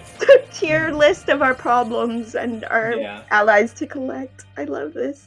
So we've got like F tier, like easy mode. We've got your sire, and then like S tier is like Angel of Death. Yeah, I think I would agree with that one being up there in terms of Yeah. difficulty. Honestly, it's probably the easiest on the list, but I still don't know how it's gonna go with my sire, so I may still botch that one. That's the fun of it, isn't it? You go in, you Get disowned speak by there, my mom, it's great. you fail your roll, you mouth off a little bit, Barbara happens. It'll be great. Yeah, It'll be good. fine. Alright, guys. Well, thank y'all for being here. Andy, thank you for running this. This is so much fun. This is exciting. I can't wait to see how this unfolds. Hell yeah. Let's, Yeah, I'm looking forward to the chaos. oh yeah, it's gonna be great. Let's go through our shoutouts. Starting with Anne. Where can people find you? Where can people find you, Annie? What do you do? And all that good stuff. My name is Anne. You can find me on Twitter at exo_girlwonder. That's where I announce my stuff. On Mondays, I'm a Power Ranger, 3 o'clock Eastern Time, over at twitch.tv/fell_strike. On Wednesdays, I play Lancer, over at Girls Run These Worlds, on their Twitch channel, from 1 p.m. Eastern to 4 p.m. Eastern. I should know what the British time is for that, but I forgot. It's 6 but hours yeah. later. Yeah. Yeah, Oh, Eastern time it's 5. It's 5. it's hours. 5, Oh, yeah. But yeah, I like playing violent characters to get shit done sometimes. Hell yeah. I And too that's it for enjoy me. those. The violent characters to get shit done. Let's hope we see some violence next. Hell yeah. Oh, yeah. Can't wait for it. Awesome. Well, thank you for being here, Anne. Much appreciated. Much love. Jen, so nice to have you back on the channel. Where can people find you? What Hi. do you like to do? Oh, Well, sorry, one sec. Go ahead. Society live stream is raiding with a party of 3. Welcome in, folks. We're just ending. We're doing our shoutouts, and then we're gonna raid. Thank you so much for the raid, though. Much love, you guys. Welcome in, welcome in. Sorry, Jen, go ahead. FiredM23. I actually made a Twitter. Do I keep anything updated? Hell no. That's too much work. If you notice anything, I take the easy way. Thank you. Yeah, so for the most part, you're only going to find me on here, like, in the chat, because I don't stream. Like, I'm trying to get up to that power to actually want to be streaming by myself. Not really. So, yeah, I'm usually here. That's it. Thanks. Oh, well, thank you for being here, Jen. Much appreciated, much love, as always. Dog, always welcome back. First time on the channel. I guess it's first time on the channel and as well, but I've been talking to you for the past 3 weeks, so it's like we know each other at this point. So, sorry, first time on the channel and as well. Welcome, and welcome, and then, of course, our new friend, Shoban. Welcome, and Shoban, welcome, and what's up, buddy? Thank you so much. I'm glad I was able to step in for my friend Vale last minute, so it was really super cool of y'all. You can only really find me on Instagram at Iden's Lament. I'm an ODST cosplayer at conventions. I'm also a bass player, and I actually just did a vocal audition for a local punk rock band. Oh. So I'll be trying to keep them promoted on there. You can also find me moderating in my friend Vale's chat, twitch.tv/ValeTier. What's the name of the band? It's called Orange Peaks out of Rhode Island. Ooh. So I hope you get the thing. I hope so too. They said I'm pretty much the lock for it, but they have to go through all their shenanigans. So, but yeah, you can find me on Instagram. I'm trying to actually post stuff. I'll be going to Fan Expo Boston next weekend, so I'll be trying to actually post updates for that. That's a funny, like, my one of my experiences running Vampire for chats was for Providence by Night, which is Rhode Island. That was a long time ago, and that was fucking chaos. Oh yeah, Rhode Island is just like it is in all these like horrible derelict like games that represent them. It's a sad place. I've never been. I really don't know anything about it. Keep it that way if I was you. Fair It's for Siobhan's your just own like, interest. nah. It's for your own interest. It's the smallest and saddest state. Fair enough. Well, welcome to the channel, Shoban. Thank you for being here. Thank you. Much Appreciate appreciated. y'all. Much love. Andy, my homie, what's up, dude? I am me. I'm the most terrible at these. I figure you'll get better one day. We've been doing them for a year almost. You realize that? Never happen. Never gonna happen. But I am Lost Haven Art. I do art stuff, if the name doesn't give that away. But also do tabletop RPG stuff. If you haven't, been sitting here for almost 4 hours watching me run a game about vampires, you can find me on Twitter and Instagram, Lost Haven Art, and Twitch. Where on a Wednesday I stream on my own channel. We do tabletop stuff. We rotate between a continuous campaign, which at the moment is The One Ring, Shadows of the North, which is a Middle-earth campaign, which we only started 2 weeks ago. Hell yeah. And my other little side streaming project, Trial by Fire, where we take a tabletop game, we do a one-shot, sometimes it's a disaster, other times it goes well. Then 2 weeks later, we review the game system based off that experience. So last week we played Lancer, so a week on Wednesday we're going to be reviewing it. We pretty much only got combat done. Oh my god, combat takes so much time. So if you want to hear me rant about combat and tabletop role-playing games, then you can come watch me do that next week. But yeah, this week it's One Ring. It's going to be happening. Punk Drum 77 in chat is one of the players for that, as are some other lovely people like Miss Mashi, if she's still in chat. Plays in the campaign, and a few other people who aren't quite as active on social media. I have commission slots open at the moment. Them slots. We are, we're going to be doing this for the next 5 weeks now. This is session 1, so we've got 5 sessions. And the idea is, provided everyone is still alive and not dead at the end of this short campaign, we might revisit it at some point down the line. But yeah, so usually here on a Sunday, I stream on my own channel for about an hour before this stream, doing art stuff with my friend Matt. Or jumping on here. But yeah, for tabletop stuff, here on a Sunday, my own channel on a Wednesday, and me and Derek do a lot of collab project stuff for 5e. We've got one that we need to put more work on, but I know we're both been like mad busy lately. Yeah, we're like drowning under other stuff. But we do have. We'll get to it. Yeah, like yeah. Dragons and shit. That's all you'll need to know.